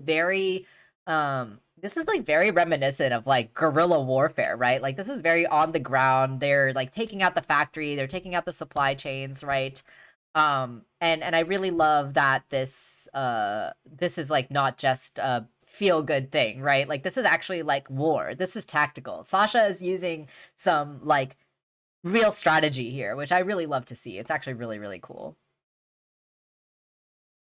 All right, let's do it, Anne says, and Polly says, like, great, I'll call us a taxi app, which, of course, is not a thing in Amphibia. I just love these, like, little gags that the planters have about them kind of getting reaccustomed to Amphibia. Fine, I guess we can walk. Does anyone have any hand sanitizer? I never noticed how dirty Amphibia was. And Hop Hop pulls up his grimy, disgusting, mud-covered hands, and, don't worry, HP, I got you. He's got a dollop of hand sanitizer. And Sasha's like, wow, Earth has made you soft. So that was really fun. I really like that. That is a thing in this episode, that the planters are needing to get reaccustomed back to Amphibia after being on Earth for so long. The underground Wartwood gives me Shrek 4 vibes. That's funny. Aw, thanks. Thanks, Tom. I appreciate you still hanging out, even if you're just hanging out playing a game in the background. I want to know what this poster is that Sasha has in the back too. This seems to be like a human holding a dog. I don't know what that is, but I want to know what it is. Maybe a boy band poster. So Sasha's like, all right, we'll leave at dawn. That's the mission. And Anne and Grime have this cute little encounter, and Grime's like, oh, I mean, Commander. And Anne is like, I know, it's weird, right? And we get this little interaction between Grime and Sasha, right? First of all, I just love what a supportive dad slash bro that Grime is with Sasha, right? He actually echoes exactly what Anne said earlier, which is quite funny, right? Where she's like, she's never led an army. She has no idea how much Amphibia has changed, and that's like exactly what Anne said, right? And these concerns are valid. They're founded concerns, right? And but Sasha tries to explain to Grime that since it's complicated, she's got her own guilt that she's working through, which is what she's referring to. And I love that Grime is just like, okay, fine. Obviously it's complicated. It's a personal thing. I just would have liked to know if I had gotten demoted, which is just fun. I really love Grime. He's one of my favorite like side characters. I like how much of a sound tactical coordinator Sasha has become, built on most of her time spent here in Amphibia. And now that her goals align with the rest of the good guys, we can see it. Yeah, exactly. Right. We've always known that Sasha was a tactical person, a very good person at like giving orders and manipulating people and getting people to do what she wants to do. And so it's really awesome to see that she's like now using that leadership skills and her tactical ability and her ability to plan and like tell people what to do for like a good cause, right? I think that's really awesome to see. Have I heard the rumor going around that season finale will be a 60-minute long episode? That would be awesome. I would freaking love that. That would be so cool. Would have been nice to know I got demoted again. Yeah, I just love how silly and supportive Grime is to Sasha. So we see Anne, try to be a commander. Her helmet is like flopping all over her face, which just goes to show kind of, how unsure she is, how kind of incompetent she is. Didn't you take a picture of the map? I like that Sprig said that. It kind of reminded me of earlier in season 3 when Anne took a picture of the grocery list for her mom, right? So, it just goes to show that even though Anne has made a lot of progress, even though she's come a long way, she's still the dumb idiot baby that we know and love, and she still makes these mistakes sometimes, right? But actually, Sasha is here to kind of step up and be a support to Anne. And this is actually kind of how I thought the episode was going to go. I wasn't really expecting Anne to give the leadership position back to Sasha, but it makes a lot of sense that ended up being the case. But I really did like this role that Sasha wanted to play, at least, right? She wanted to be at minimum a support to Anne. Give her the tools that she needed, right? Like, it's not that Sasha's being manipulative. Sasha really does want Anne to succeed, and she's doing her best here to support her in that goal, right? And so Sasha, of course, already had the map ready and all the important parts labeled, which also demonstrates how Sasha is obviously the more capable leader here. Shouldn't you be leading this, Anne asks. No way, you should be in charge, not me, right? Sasha says. So that kind of continues that kind of conflict that's going on between these two characters here.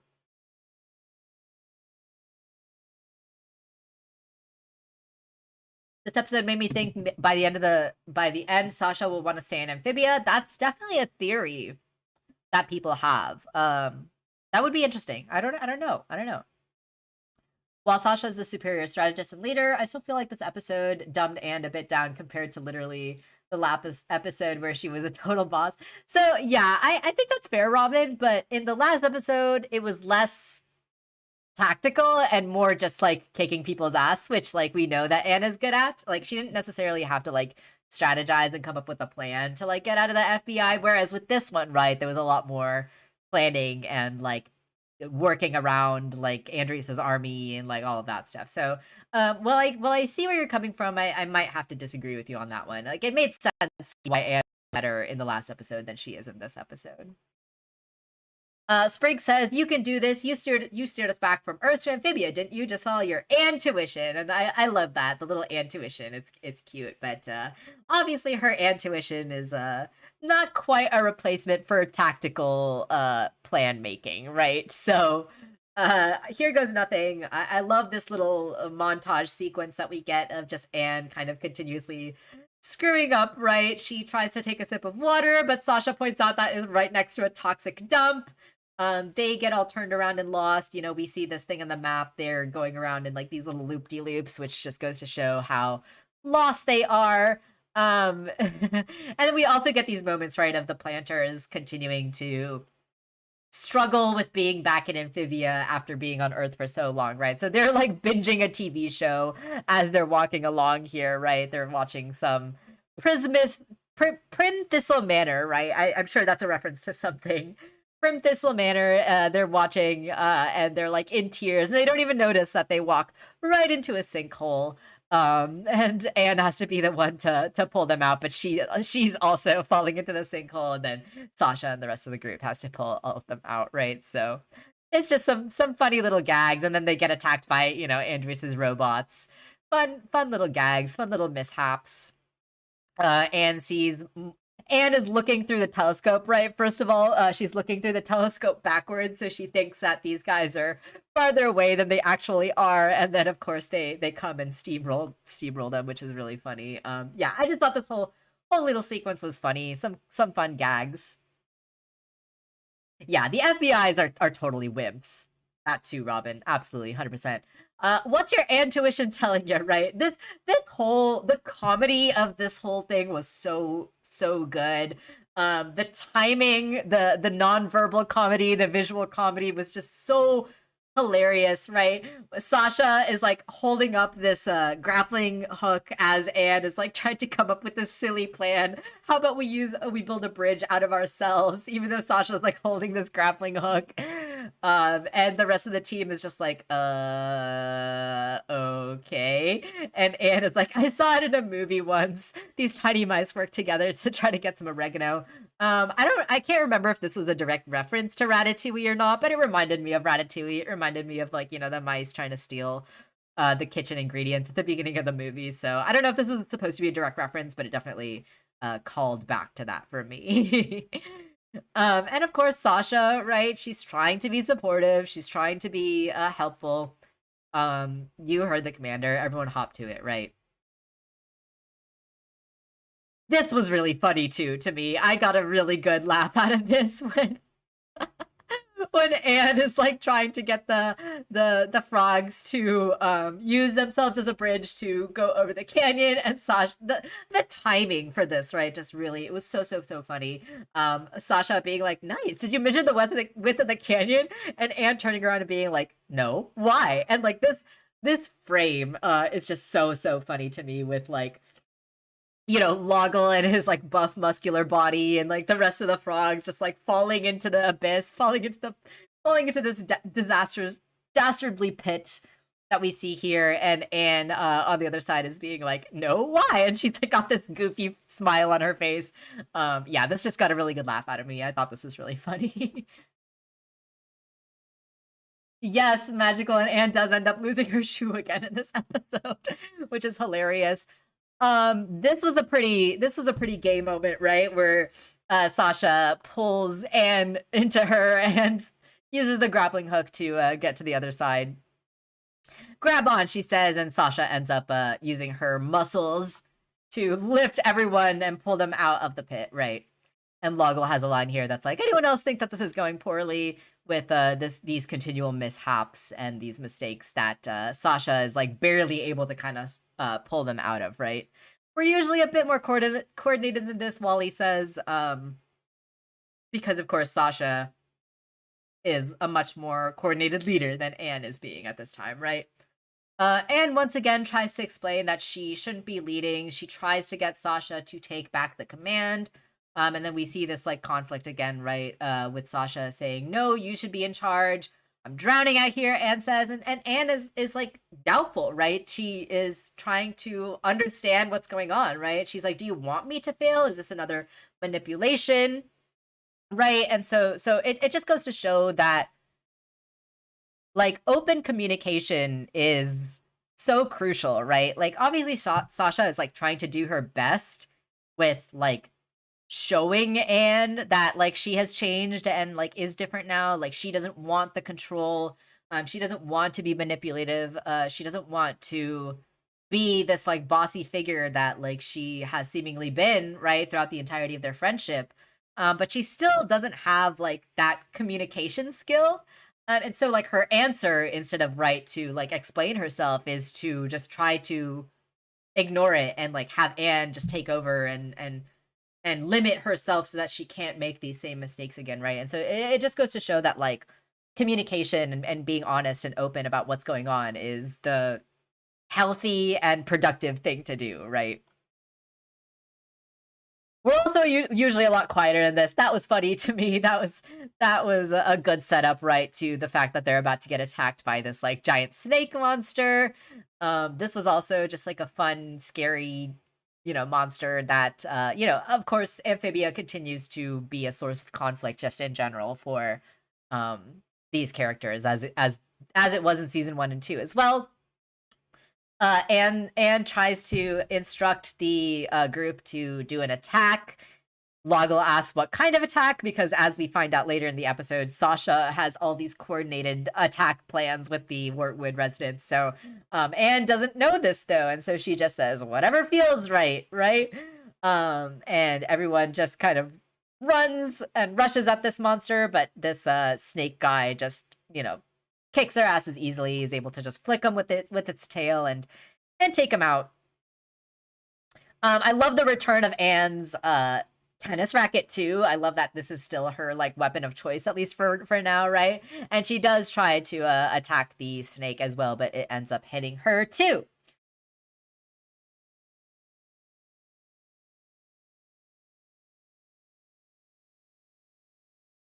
Excuse me while I drink water. Anne ends up hearing a scream from Hop Pop, and she's like worried. She's like, "What happened?" And of course, we cut back to the planters, and Hop Pop's butt is just so funny in this frame, and he's got this stupid little grass stain on his pants, and he's like, "I got a grass stain on my pants," and you know, Sprig with like the bleach pen. It's like, don't worry, I have the stain remover pen, and Polly being like, soak it in water first. It's like, oh my gosh, you guys, you really got to reevaluate your priorities here. And just looking like so fed up and like so done with this like stupidity is really funny. And yeah, they're just so silly. They're just so funny. Of course, as they're too busy worrying about their silly little grass stain, the snake monster just comes down and clamps its mouth over them and swallows them easily, right? And takes out. Yeah, the grass stain on my pants made me laugh for sure. No, Sasha, what do we do, right? And tries to get Sasha to take control once again, right? Now that they're in this situation that's incredibly desperate, now that the frogs have gotten swallowed by the snake monster, and Sasha is still hesitant, right? She still is scared to take back control because she doesn't want to make the same mistakes. She doesn't want to do something on accident that will, I mean, like, she doesn't want to do something on accident that will hurt Anne, but what she has to realize is that like what she did to her Anne previously was intentional, right? So as long as she's not intentionally trying to hurt Anne, there's really no harm in her taking the leadership back, right? Hop Up do be thick though. Hop Up do got cake. Y'all are not wrong there. We knew this, right? We knew this from throughout the season. If he's got it, he should flaunt it, right? We already know that he's definitely thick. Anne tries desperately to try to get Sasha to take the helmet back, but she's like, I can't. And then Sasha finally admits, right, the reason why she is so hesitant to take the helmet back. The last time I was in charge, I ruined our friendship. Oh, thanks, Shia. Yeah, so Sasha is hesitant, right? And in the meanwhile, in the background, we see Wally getting swallowed up by the snake guy. Anne sees her reflection in the helmet, and you know, I feel like this is this moment, right, where Anne is finally kind of understanding Sasha and like understanding how she has changed and how or rather why Sasha is acting in the way that she is in this episode, right? Like I feel like this is Anne kind of understanding that in this moment. And then she has like this moment of like a leap of faith, right? And Sasha ends up taking back the helmet and throws the helmet down onto Sasha's feet, and it's like, what are you doing? Putting my faith in a real commander, right? And this moment I thought was really poignant as well. This is obviously like a big leap of faith moment from Anne to Sasha, right? Which is something that like she didn't have until like this episode. And this moment also reminded me of the Marcy at the Gates episode where Anne had to have a leap of faith for Marcy as well, right? And put her trust into Marcy, that Marcy knew what she was doing in Amphibia. And like it was Marcy as the character that ended up like taking that leap and getting swallowed by the like giant ant monster. But this is very similar, right? Like this just kind of reminded me of that like leap of faith and getting eaten by a giant monster.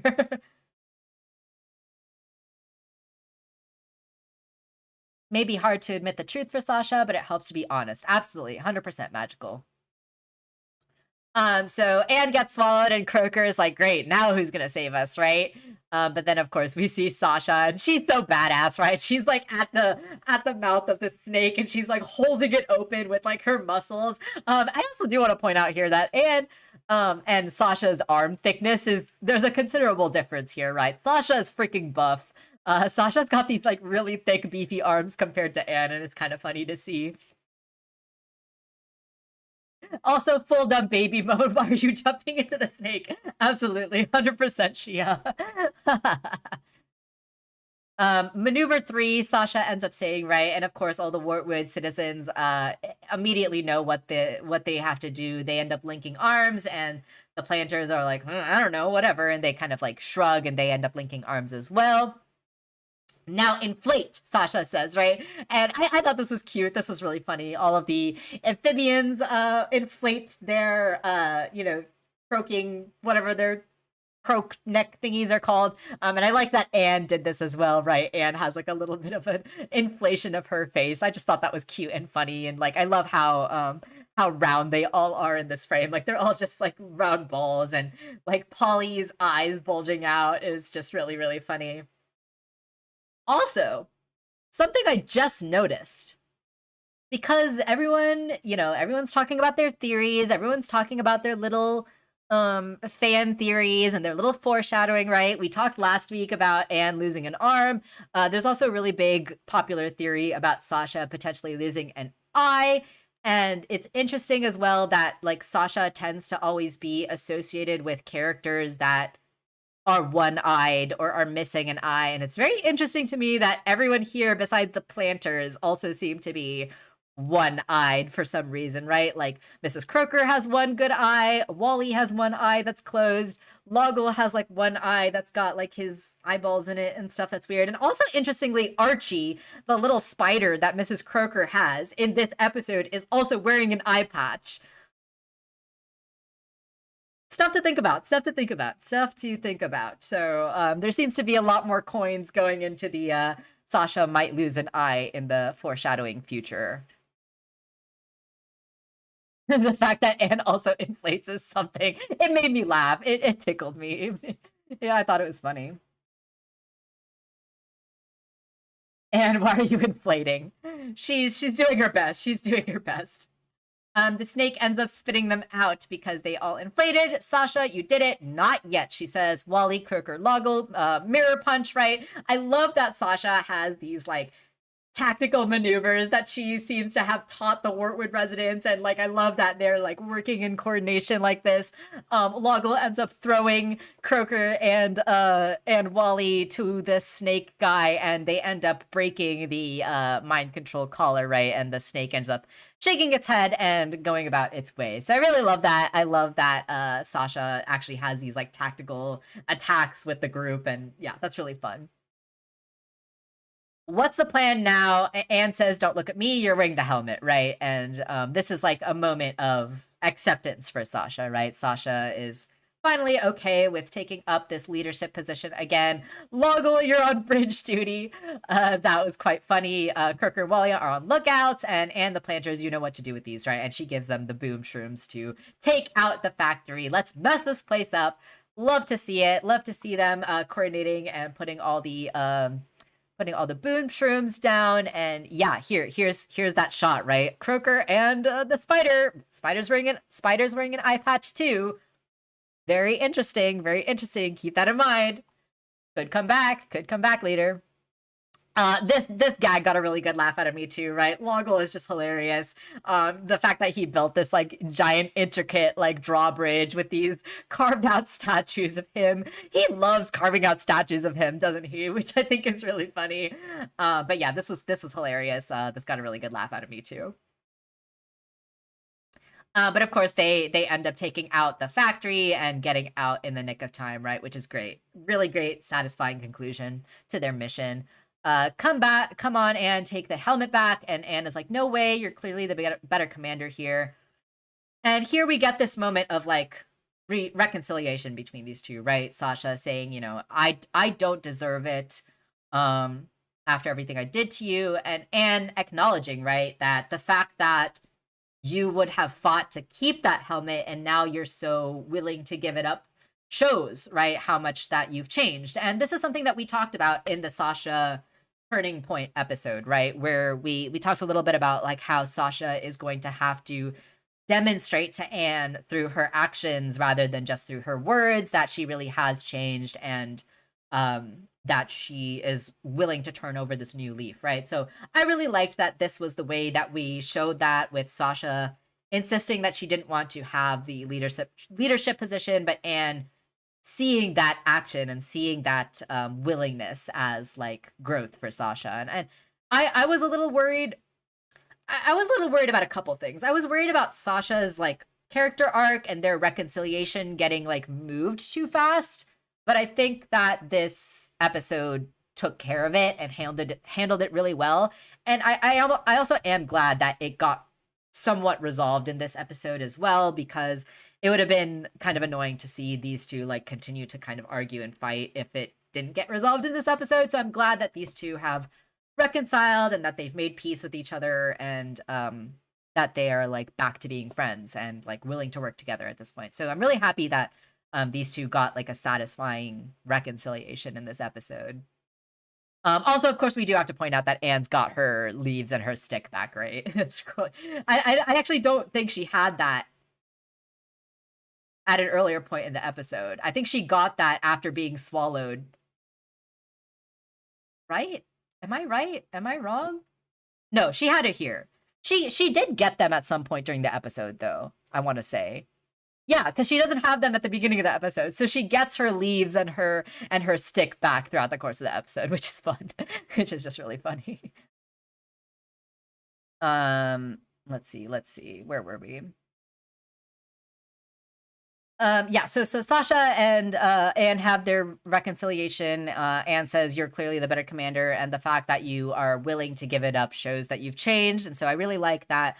Anne has got this like forgiveness of Sasha, but like Sasha, I do still want to see more from Sasha. I will admit that that I am hoping that Sasha's arc is not done in this episode. I feel like we need one more episode or like one more moment with Sasha, because for one thing, we got the huge reveal at the end of the Christmas episode, right? We got a huge reveal that Sasha has at least separated parents. I feel like they would not have included that detail if it wasn't going to come back in some way. Like, I feel like there's more to Sasha that we still have to learn. We still have to learn a little bit about like her backstory. We have to kind of learn why she is the way she is. There's like a pretty significant character difference between like the little 5-year-old Sasha that we saw and then of course like the 13-year-old Sasha that we saw. So I have a feeling that something happened to her in the between time that like caused her to kind of like get that compulsion to always be in control, because like when she was a baby 5-year-old, right, she didn't necessarily need to be in control in that situation. So I do hope that this is not the end for Sasha's arc, but I'm glad that this is the end of like the Sasha and Anne fight. Like, I'm glad that they've reconciled and that they're friends and that they're going to be working together from this point on. But I also do hope that this is not the end for Sasha's arc and that we get more of her and like her kind of getting more of that self-confidence, because even though Anne believes in her at this point, Sasha is still kind of like, yeah, maybe, right? She's still kind of unsure. So I just hope that we get more from Sasha and we learn more about her parents and her backstory and all that as well. Exactly. Exactly. In the end of the episode, she loses her shoe too, and she's back to her old design. I just love that. I just thought that was really funny. Anne asked the group, who wants to have Sasha back in charge. Once again, all these characters are missing an eye. Important to note. And then we get this cute little blush from Sasha. I saw a lot of people get really excited about this blush just because now we have all 3 of the Calamity Girls doing a blush at some point in the series, which is, it's fun. It's nice. I saw someone make that meme, with Grunkle Stan and like the 3 journals, and it's like, finally I have them all. But instead of the 3 journals, it's like the 3 girls all blushing, and I'm like, yeah, that's cute. That's funny. And then they have this reconciliation moment here, right? Listen, Anne, even though I'm the leader. I want you to know this is a partnership, right? So again, really demonstrating through her actions how much she has changed and how much she's willing to learn and grow, right? And yeah, we just get this really cute, sweet moment, right, where Sasha is like going in for the handshake, and Anne is like, "No, I'm gonna hug you." It's just really sweet moment between these two. And I'm glad that they've reconciled here. I'm glad that they've made up. Rip hygienic Anne. Yeah, she's lost her shoe. She's completely gone. She's back to her old design. This is again. I like that we also got this little mini arc of the planters getting reaccustomed to Amphibia after they've spent so much time on Earth. So I like this line that Hop Hop has here where he says, "House guests to resistance grunt is a harsh transition." And ain't that the freaking truth? Ain't that the truth? You can say that again, right? And then the last line we get in the episode is quite funny too, right? Where Hop Up is like, "Oh, and did you lose a shoe? Oh, dang it! You gotta be kidding me!" Just a really fun ending gag for us to get on. A little meta joke, right? The fact that Anna's once again lost her shoe, even though she just got it back, and she's got the leaves in her hair again. It's just fun. It's just good. Obviously, like from an animation perspective and like behind the scenes perspective, like it makes sense to kind of go back to like her default model, you know. But the way in which we get there in this episode is quite fun and quite funny. Sweet babies, absolutely, Shia. Completely agree. They're so sweet. I love them. I love Sasha. I love Anne. Love this reconciliation. They're super gay. This episode was super gay.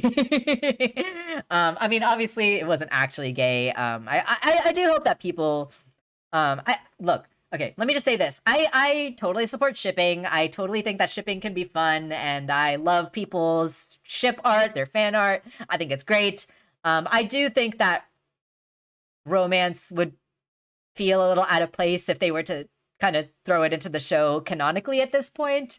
That's just my opinion. Obviously, there could be a way in which they do it. But yeah, I love how we got this confirmation that Sasha is attracted to women. No, just kidding, of course.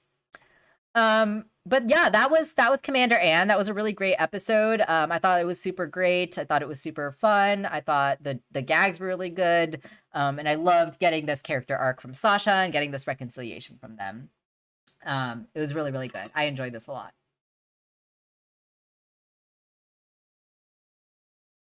I'm out of water. I didn't refill my bottle before this. But yeah, if anyone else has any thoughts about Sasha or that episode, go ahead and drop it in the chat. I would love to hear it. We're going to go ahead and move on to the next part of the episode, which is Sprivy. I know that we're moving a lot faster through Amphibia than we were with Owl House, but that's just the nature of these things. So welcome to Wartwood Population 0. I love that they actually updated this sign here to show that there's no one here. But of course, they're all hidden underground, right? And we get back down to the New Wartwood, as they call it. There's a little sign here that says New Wartwood, which is fun.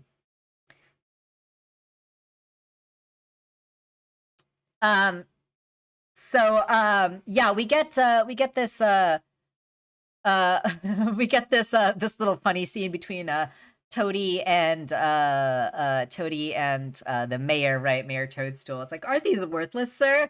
Well, it don't mean we don't gotta count him, Toady. I like that he's still like into money. I actually like this like little bit of establishing the fact that like the Wartwood citizens are still very much themselves, right? They have not changed. We see this character giving a massage to someone in the background, and we saw this was the spa character that we saw in season 1. We have this character like giving a haircut, rebel cuts, right? I like these of course rebel punk haircuts that she's got as a reference here. We have this shaved side, the mullet, the mohawk, really good, really funny. But I love that this is like kind of reestablishing and like reintroducing us to like everyone in Wartwood is a specialist in their own way, right? And that actually plays a part into this episode. So Sprig and Ivy are finally back together, right?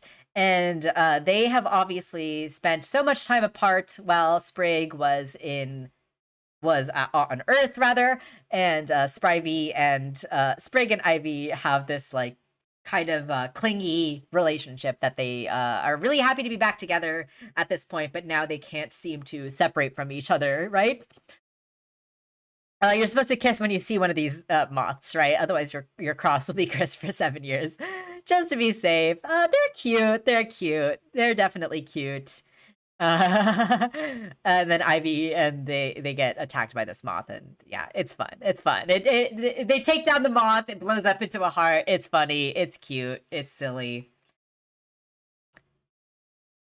They get called back for the briefing, right? And they notice that there's no seats together, and they try to convince the crowd to, at least one person to give up one of their seats so that they could like sit together. Wortwood's cutest couple, and of course, everyone else is like not having it. No one else gives a single damn about these two. Loggle's like, ugh, not this again, and Croker's like, ugh, young love is the worst. We know that Croker already does not like Sprig, so it does track that she is continuing to be annoyed with him and his antics, right? So I thought that was funny. No takers, so we'll just stand in the back, right? They would rather stand in the back and be together, and they're like, as long as we're together, and everyone else is like, ugh. They're like so done with this. They're so annoyed, which is just funny. I love Sasha's design here too. I love that she's got this cool like heron tiara. It's like the bird that matches her sword, which is really fun. It's also just a cool design. I love it. All right, so good news. We've secured a major shipment of crucial supplies. As soon as they said this, I was like, oh, this has to be from a wealthy pro-Wortwood elite. As soon as they said this, I was like, oh, this has to be Wally's family, right? I like called it as soon as he said this. And it's fun that we got that confirmed. It's fun that that character did, in fact, come back at the end of the episode. But the bad news is the only way to Wortwood is through the mountain pass, and Andres has that locked, and so they have to take down this laser cannon to allow the shipment to come through, right? Laser cannon stinks. I like the other news better. This was just a funny little moment too, right? Where why does Grime always get to do the good news? It's just funny. The cannon is protected by a force field, right? We find out, and then we get this like mission debriefing. We can take out the laser guards. There's a robot battalion protecting both structures. But every hour, there's a 5-minute window where the robots change shifts to attack, right? Or and this is funny. This is funny, and also I think important, right? The Wortwood residents end up asking, "Wait, the robots change shift, right?" And that's interesting. That's interesting. Croker says everyone deserves a break, Loggle, and I want to acknowledge this. I want to acknowledge this because I think it's going to be important. We had the episode with Frobo and Cloakbot, and in the Fixing Frobo episode, there was a question that was posed. There was this idea that was posed, right? Where the IT gals questioned, do robots have souls, right? This is a question that was asked. And interestingly, in the next episode, we saw Cloakbot fear for his life. And, obviously that was the end of Cloakbot as well. But that fear, right, was a very human emotion. Do robots have souls? Do they have some sort of like sentience? I think this is something that the show is trying to establish to us. I also do think that it's smart, right, that the show has decided to use robots as like the primary soldier for this army, because obviously you can get away with the censors a little bit more with like killing robots instead of like killing actual other human or frog characters. So I think that that's probably a big reason why they wanted to go with robots. But I do think that it's also important that this like sentience, right, this humanity is getting continually brought up when it comes to these robots as well, because I think that's going to play a part in Andreas's downfall, right? Like Andreas is controlling people through these like chemicals, through the enzymes, but also like through this like fear tactic, right? Through like this subjugation that he's trying to do. So I think like maybe the robots will turn around and like maybe fight against Andreas. I don't know. That's just a prediction. I feel like there's something going on there, though. I think it's important to note that this humanity is being continually brought up in regards to these robots. I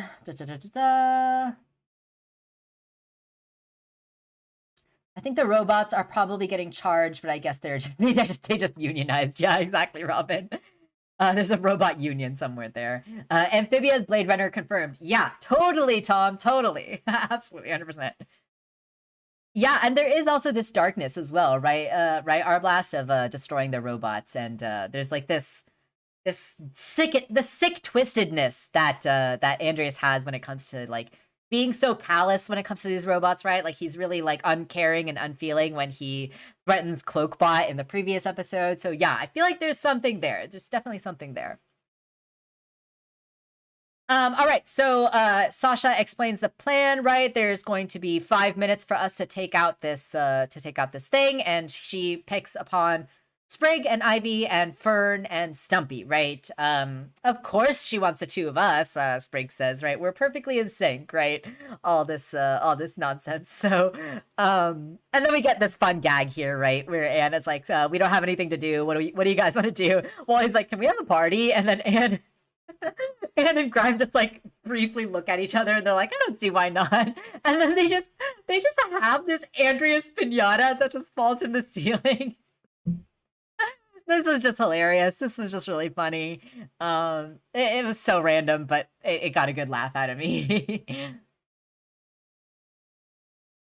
Do you think the core, if it is a robot containing the souls of Amphibia Ancient Minds, could be reasoned with to free Marcy? So that's actually an interesting question, Magical. I don't know if you had a chance to go back and watch the stream that we had where we discussed Olivia and Yunnan, but I brought up this idea that might be kind of interesting to see if they decide to go in this direction, where because Marcy's arc seems to be a little separate, a little bit like that's separate from what's going on with Anne and Sasha. I do think that like it's going to be important for Marcy to have a little bit of character growth and a little bit of her own arc before she apologizes and before she reconciles with like Anne and Sasha. And I think that part of that character arc that we're going to get to see from Marcy, or at least something that I hope that we get to see, is like some sort of internal battle between Marcy and the Knight, right? And what exactly that is, I don't really know what it's going to be, but I do think that there's going to be some sort of conflict going on between Marcy and the Knight that is going to further her own character arc. So yeah, maybe it'll be reasoned with, but we're gonna have to see exactly how that plays out. But that's also a good point, Magical. The fact that robots have this sentience, have this soul, and that the core is also this mechanical being that seems to be comprised of like multiple souls, right? Multiple pieces of like frogmanity or humanity or whatever. One little background gag that I also just wanted to point out in this frame, because I didn't notice this the first time I watched it, but I noticed it the second time. There's this little poster in the top right corner of Loggle doing this like muscle pose. It kind of reminds me of like the Rosie the Riveter posters, and it says like "hop to it" on it, and I just thought that was funny because like we got to show some love for Swole Loggle. Honestly, I just love that Loggle is just like muscle man now. So Sasha ends up coming up with these teams, right? She says Sprig is with Stumpy and Ivy is with Fern. She is splitting up the beloved Sprivy, right? And they are clearly distressed at this, and they ask Sasha, like, doesn't it make more sense for Ivy and me to be partners, because we're dating? And I do really like that, like, Sasha tries to explain to them, right? Like, we're not here to pass notes and play footsie, right? We're here on a mission. These pairings are super important. I do wish that Sasha tried to explain a little bit more about like why they're important, right? She doesn't seem to explain like the details of the plans, right? She doesn't explain like, oh, there's like this robot that you're gonna have to take down, or oh, Stumpy, use your bone hand to like test to see if the shield is still up, right? Like she doesn't explain those details, but she has like this trust in the specialists and like these characters that they like are gonna figure it out, or they're gonna like know what to do when they get there, right? But yeah, maybe a little bit more of a clear explanation would have been more helpful. But of course, Sprig and Ivy are like, I'm gonna miss you every second. What will I do without you? And they're like crying and tearing up, and Sasha's just like rolling her eyes at them, like, good lord, you guys, like, you guys are so ridiculous. And yeah, it's definitely understandable why Sprig and Ivy are so attached to each other, because they've been apart for so long. But obviously they have to learn this valuable lesson in this episode that they can't like be attached 24/7. I love this little conversation that we get between Fern and Stumpy too, right? We kind of this is also kind of reintroducing us to these characters, and how they are going to play this role in this mission too, right? Like, so we're gonna kind of get a little bit of a setup here, right? We find out about Stumpy's like hands, and then Fern being like, wow, I wish I had scissors for hands. Like, nice little Edward scissors hands reference there too, right? And then Stumpy's like, oh, but you'd never be able to caress a wee baby tadpole ever again, or hold hands with the love of your life.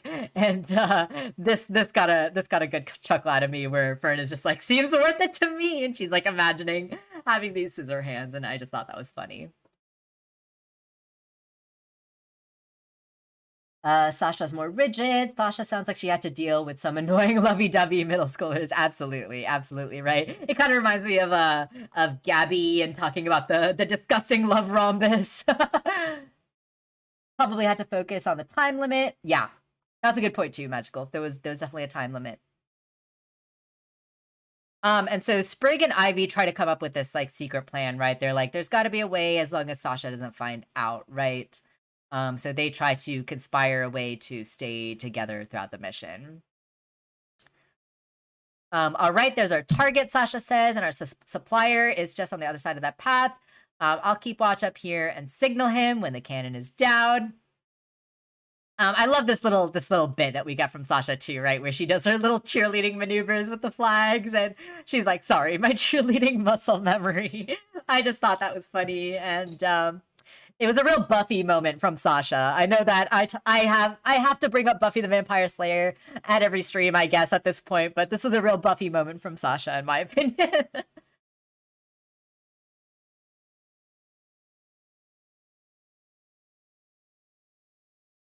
Based transhumanist frogs. That's funny, Rooster. All right, so Sasha gives them the watches, follow my plan exactly, and we should be good, right? And so they end up moving out, and Sasha is keeping an eye out. Delivery for work, food delivery today, right? We get this character. I think we've seen this character before in the past too, right? And this guy gets blasted by the laser and is like, delivery delayed. That was pretty funny. This guy's dead. This guy's 100% dead. Sheesh, Sasha says. That was pretty funny. So Sprig pulls out this piece of paper, right? And it's clear that this is his plan to try to stay with Ivy throughout the mission. Dear nerds, I, Sasha, order you to switch partners. Sprig should be with Ivy since they're dating, right? So ridiculous, so silly. But of course, right, Tom. I can't believe it took me this long to bring up Buffy. They end up reading it and end up fooling Sasha, or sorry, not Sasha, end up fooling Stumpy and Fern that they should switch partners and change the mission, right? Certainly sounds legit, they say. Let's switch it up. Sasha's a real tactical wizard. Mucking about with her decisions could have devastating consequences, right? But they don't care. They don't care. They get to hold hands. They're happy. And then they end up splitting up, right, to do their respective parts of the plans. The robots end up going away for their shift change. This was really funny too, right? Just like the little lever and the things in their eyes that say shift change. And then, of course, they all fly away, which is just It's just silly. It's funny. There's no reason why a robot needs a shift change, but they just gotta do it. Sprig, gives Ivy this little cheek kiss as they fly over the shelf, and they're hopping and bouncing all over these turrets essentially, right? That could take them out. So that is important, right? The fact that these turrets are there to stand guard, and that Ivy in particular is good at maneuvering around them, right? Ivy and Sprig are good at maneuvering around them. Stumpy will not be as much. So they come down to this thing, and the force field is there, so now they've got to wait for the force field to come down. But of course, Stumpy and Fern were not the ideal pairing to go take down the shield. Stumpy should not be the one going uphill, obviously. Sasha knew that, but Sprig and Ivy did not take this into account when they switched places, right? And then also Fern seems to be quite distractible. Maybe not have been the best person to to go up on this part of the mission. I love this gag too. This gag was just so silly. Wow, that cloud looks like it spells out cloud, which of course you have to stop and acknowledge, right? I don't blame Fern whatsoever for needing to stop and acknowledge this cloud. So they end up finally making it up, right? But obviously there's a delay because of all the slowdowns and distractions. Let's shut down this generator with no one the wiser, right? And Stumpy is, of course, not as agile as Sprig or Ivy or Fern is, and so they end up setting off the turrets, right? Stumpy ends up being the one to awaken this this mechanical guard, essentially, right? Sprig and Ivy also are waiting, right? If they had stuck to the original plan, right? Maybe the shield would be down by now, but because they have mucked about with the plans, the shield is still up. I love this little zappy animation that we get with Sprig too. The fact that he gets shot off out of frame was really funny. And Ivy even says, right, we can't expect Fern and Stumpy to work as good as we do. And yeah, guys, maybe you should have taken that into account, right? Let's give them a little extra time, they said. This was also kind of funny. This was a funny little gag, right, where they say, why don't we just work on our dance moves and our coordinated dance moves instead, right? And if you're a fan of old cartoons, or if you're a fan of the Peanuts or Charlie Brown at all, you would have instantly recognized this choreography, because these guys are doing some of the Peanuts dances, which is a fun reference. It's just a fun reference. It tickled me. It was silly. It was funny. These guys are dumb. They're dumb idiot babies. Nailed it, they say. Okay, 2 minutes left, they say, right? They're obviously just wasting time, blah, blah, blah. Sprig gets shot off the frame once again because the shield is still up. It hurts so much, he says, obviously because he is a frog and conducts electricity. If they were smart and listened to the original plan, of course, they would have known that Stumpy would have been the right man for this job. But they finally realize, right, that Stumpy and Fern must be in trouble if the shield is still not down. So they end up following, going back, essentially, backtracking, right?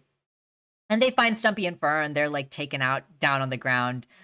Sprig, it must be an ambush, right? Obviously, they are completely not prepared for this, and Sprig is not being smart at all, and this giant crab robot thing ends up picking up Stumpy and Fern, right? This was not in the mission briefing. Holy crab was really funny too. That was funny. But of course, Sprig and Ivy end up being more of the tactical, thinkers when it comes to how to take down this robot, right? Especially Ivy, because she was the one who was originally supposed to be coming up here with Fern. Oh no, Tom, you didn't get to watch Peanuts. That's a shame. But yeah, Ivy is the one who recognizes, right, that look, this is the thing where it's getting its power from, and Fern, of course, is able to take that down because she's the hairstylist and she's got these giant scissors, right? So obviously this original pairing was meant to go about this plan all along, and Ivy and Fern are able to use their skills to successfully fight back for this like shield monster, right? And Sprig and Stumpy end up having to go back, right? They're the original pairing, and we get some funny little lines here where Sprig is like, I'll count every second until we're back together, and we get these like funny, just exaggerated expressions, right? Amphibia loves to do these very, very comical, exaggerated expressions, which I really love. And Ivy does that too, right? She's got the crying face, which is quite funny. Frogs conduct electricity reminds me of the stupid line from the first X-Men film. You know what happens to a frog that gets struck by lightning? The same thing that happened to everything else. That's so silly. And not just because I have to for the mission, Ivy says. It's really funny. Oh, for Pete's sake, Stumpy says. We're going. I miss you already. They're just so ridiculous. So silly. But of course, Ivy and Fern, with their specialist abilities, they are able to distract the shield monster, as well as successfully take out the wires. You're due for a cut, she says, which is quite funny. Let's see if the shields are still up. And, Sprig is at first hesitant to touch it. But of course, Stumpy with his spatula hand made of bone, right? This is something that Sasha had thought of that Sprig did not take into account, is the fact that Stumpy is actually specialized to handle this kind of thing, right? He uses his bone spatula hand to track the shield and make sure that it is, whether or not it's still up or not. So that's why Sasha picked you, right? Sprig finally figuring it out. Let's lower them ears, as Fern says, as she snips, takes out the robot, and all done. Dang, that looks good. It's funny, it's silly. The shield ends up getting taken down, and it's go time. But of course, since they were so delayed in this plan, the robots are of course already coming back. The new shift change, it's too late. And I like this from Sprig, right? You do your job, Stumpy, and I'll do mine. Of course, this was Sasha's tactical planning, right? She knew that Sprig would be the one to protect Stumpy in the same way that Ivy would be the one to protect Fern, as they are able to complete the specialist jobs for their mission, right? So Sprig uses his slingshot to throw mud onto the robots and take them down, essentially, giving them a little bit of extra time for Stumpy to finish putting the boom shrooms in and taking out the laser. So mission success, right? Sasha sees this and she does her little cheerleading flag routine once again and signals to the Wortwood supply delivery that they can come through. The various robot bugs in these 2 episodes give me Aladdin TV show vibes, as the villain mechanicalizes. Sorry, I probably said the word wrong. Made a bunch of those type of robot bugs as well, particularly the shield generator. I have not watched the Aladdin TV show Gem Princess, but obviously there's a lot of Disney references in Amphibia, being a Disney show, so I wouldn't be surprised if there was some sort of inspiration drawn from that as well. Nice work, guys. The mission was a success, Sasha says. And just as Sprig is trying to admit to Sasha the truth of what they have done, Sasha is, of course, not an idiot, and she already knows this. You and Ivy ignored my missions and almost beat the entire mission, she says, because you couldn't spend 5 minutes apart. That is surprisingly accurate, Sprig says. And, now we finally get the explanation from Sasha, right? Like, I separated you 2 because I needed 2 of our best commandos protecting 2 of our best specialists, right? So they could do their jobs. And this is where I think, like, it's important to recognize, like, Sasha really is incredibly smart. She's incredibly, strategic when it comes to this kind of stuff. And yeah, we really should just trust Sasha, right, when it comes to this stuff. She knows what she's doing. And at this point, too, like, she knows the citizens of Wortwood. She knows the special skills that everyone has and what they're able to bring to the table. And she's able to, like, strategically use those skills to their advantage. So yeah, Sasha is really, like, a brilliant wartime commander. Gotta give her a lot of credit here, right? And she gives the team credit too, right? She's like, but you still managed to pull it off, so I'm only sort of furious. This is another one of those fun, exaggerated expressions, right? I'm only sort of furious, she says as the dark shadow looms over her face. Good stuff, good stuff. And then we get this kind of like conclusion to what Sprig and Ivy, what their struggle has been throughout this episode, right? Ivy says to Sprig, maybe we shouldn't let it dictate every decision we make in our lives. And I like this, right? And this is also like an important lesson for, I think, young people in relationships in general, right? Like when I was in high school, and I was dating, you know, I was a little bit older than Sprig and Ivy were when I had my first partner, but I definitely went through like a tunnel vision honeymoon phase where like I was so obsessed with them, and you know, I wasn't doing my homework because I wanted to talk to them, and I wasn't like, I didn't care about school because I just wanted to be with them. And so yeah, I think this is just an important lesson for young kids that if you're going to be in a relationship, you know, just be mindful, be careful. You don't want it to dictate every part of your life. There's still important things going on, including being at war. So yeah, don't be clingy when there's war going on. That's the lesson. That's the lesson we got to learn here. I'm proud of Sprig and Ivy learning the lesson about being a couple in the end of the episode. Just because you're a couple doesn't mean you have to do everything together. Exactly, Magical. 100%. You got the nail right on the head. Wait, you guys are dating? Oh yeah, that's right. Fern had a couple of these like funny lines where she's like, oh, I think that guy likes you. Or wait, you guys are dating? Fern is just a fun character. She's very silly. I'm glad y'all learned your lessons and we ain't dead, says Stumpy. And then of course we get the return. We get the return of Wally's family, right? We saw this character in season 2, and we know that he comes from like a rich family, and now he's showing up here, right, with like this huge amount of supplies, armor, weapons, medical supplies, creams, of course, is very important. Gotta have your creams. Shields, essentials, on all these weapons that are sticking out is really, really fun to see, really cool. So yeah, I just love this callback. I love how so much from season 1 and 2 is like coming back in these really fun ways. I just really love that. I love Amphibia and the callbacks and the tying together. It's just really fun. I wonder if Sasha learned these tactician terms from her time in Amphibia, or if she had a similar interest back on Earth. Yeah, I don't know, Robin. That's a good point. We know that Sasha kind of took on second in command from season 1, right? With the toads. So maybe she learned all this Amphibia. Maybe she's just really good at this. Thanks, Wigbert. Your supplies are really going to make a difference. And then we get this like tiny little gag here too, right? Where Ivy recognizes a little bit about this character looks very similar to Wally, right?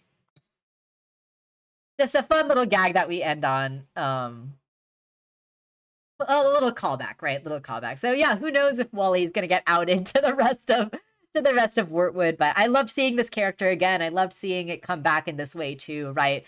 Of course, they're going to get their wartime supplies from their rich supporters, and I just love to see. I love to see the way this rebellion is playing out, right? Like, it's just so fun. It's so cool to see them like have this underground secret base. It's cool to see them like do all these cool tactile like guerrilla warfare missions, and you know, getting their supplies from you know, people who can give it to them. And it's just really cool. It's really fun. It's a little bit, at least a little bit grounded in kind of a reality, right? It's obviously very silly, and there's a lot of ridiculous stuff as well, like the robots and everything. But like, it's kind of cool to see how tactical it is and like how like strategic it all is. Like, that's really cool. And I love to see Sasha kind of grow into this role as well. But yeah, I would love to hear if any of you have any other predictions or any other theories about what could be coming up in the next episodes. I know that we are kind of getting set up to get some Andreas backstory at some point in the near future too. So I do think that there's going to be some sort of interesting parallel between like Andreas and his two friends, you know, the pink frog and like the green toad. And then, of course, the Calamity Trio and the girls, right, with Sasha, Marcy, and Anne. So there's some sort of parallel going on there. I don't really know exactly how that's going to play out. We don't really know what is the deal with Andreas, or what his and the Knights' plans are with Marcy. We don't really know what happened as well in the past. I think we saw in one of the promos that Andreas does have like a father at some point too. So we don't know how that's going to play a role into it. We don't know what happened between him and the pink frog and the green toad. We don't know what falling out they ended up having. Right, yeah, exactly. Less about reality, more about internal logic. That's a good way to put it, Tom. That the show definitely operates on a solid and consistent internal logic. That's a really good point. Let's see. Do I have anything else to say about this episode? I don't think so. I'm really happy to see Sasha. I'm really happy to see her growth. I love her new design. I love her new outfit. I love this role that she's playing as like the commander of the resistance. I'm really interested to see how the story plays out from here. Obviously, we've still got some character arcs with Sasha and Marcy and Andreas to figure out. Olivia and Yunan still have to become a couple, of course. That needs to happen before the end of the series. And I hope that we get a cool, awesome battle in this show. I know like some people were wanting that in Steven Universe. I remember like people were hoping that like the Beach City residents could come back and, you know, participate in the battle in a big way. And I think some people were disappointed to see that it didn't play out that way. I liked the way it did play out, but I do think that it'll be fun for Amphibia if we do get to see that kind of like big, everyone comes back together and uses their skills to fight in the battle, right? Because that kind of seems to be the direction that we're going in right now. But I would love to hear your thoughts. I would love to hear your theories, your predictions. If you don't have any right now, definitely drop them in the Discord server if you have any that you come up with later. In the meantime, thank you guys so much again for hanging out with me today. I know our Amphibia discussion was a little bit shorter than the Owl House discussion, but, you know, that's just how it goes sometimes. Thank you again, Tom, for, at least joining me for the Owl House discussion. I really loved hearing your thoughts, and thank you for sticking around in the chat a little bit as well. Really appreciate you, and everyone else as well who hung out today. R Blast, Gem Princess, Magical, Robin, Shia as well. Shia, thank you for being our mod as usual. Thank you. I don't know what I'm going to be doing later this week. I might be streaming on the weekend. I might want to do a game or something like that. I don't know. We'll see. I don't have any plans right now. But I'll let you guys know on Twitter and in the Discord server if I do end up doing something. And then, of course, next week we'll be having our next Owl House and Amphibia discussion stream on Sunday at 11 a.m. PST. Same bat time, same bat channel. Really looking forward to talking about these next episodes as well. This has been so fun.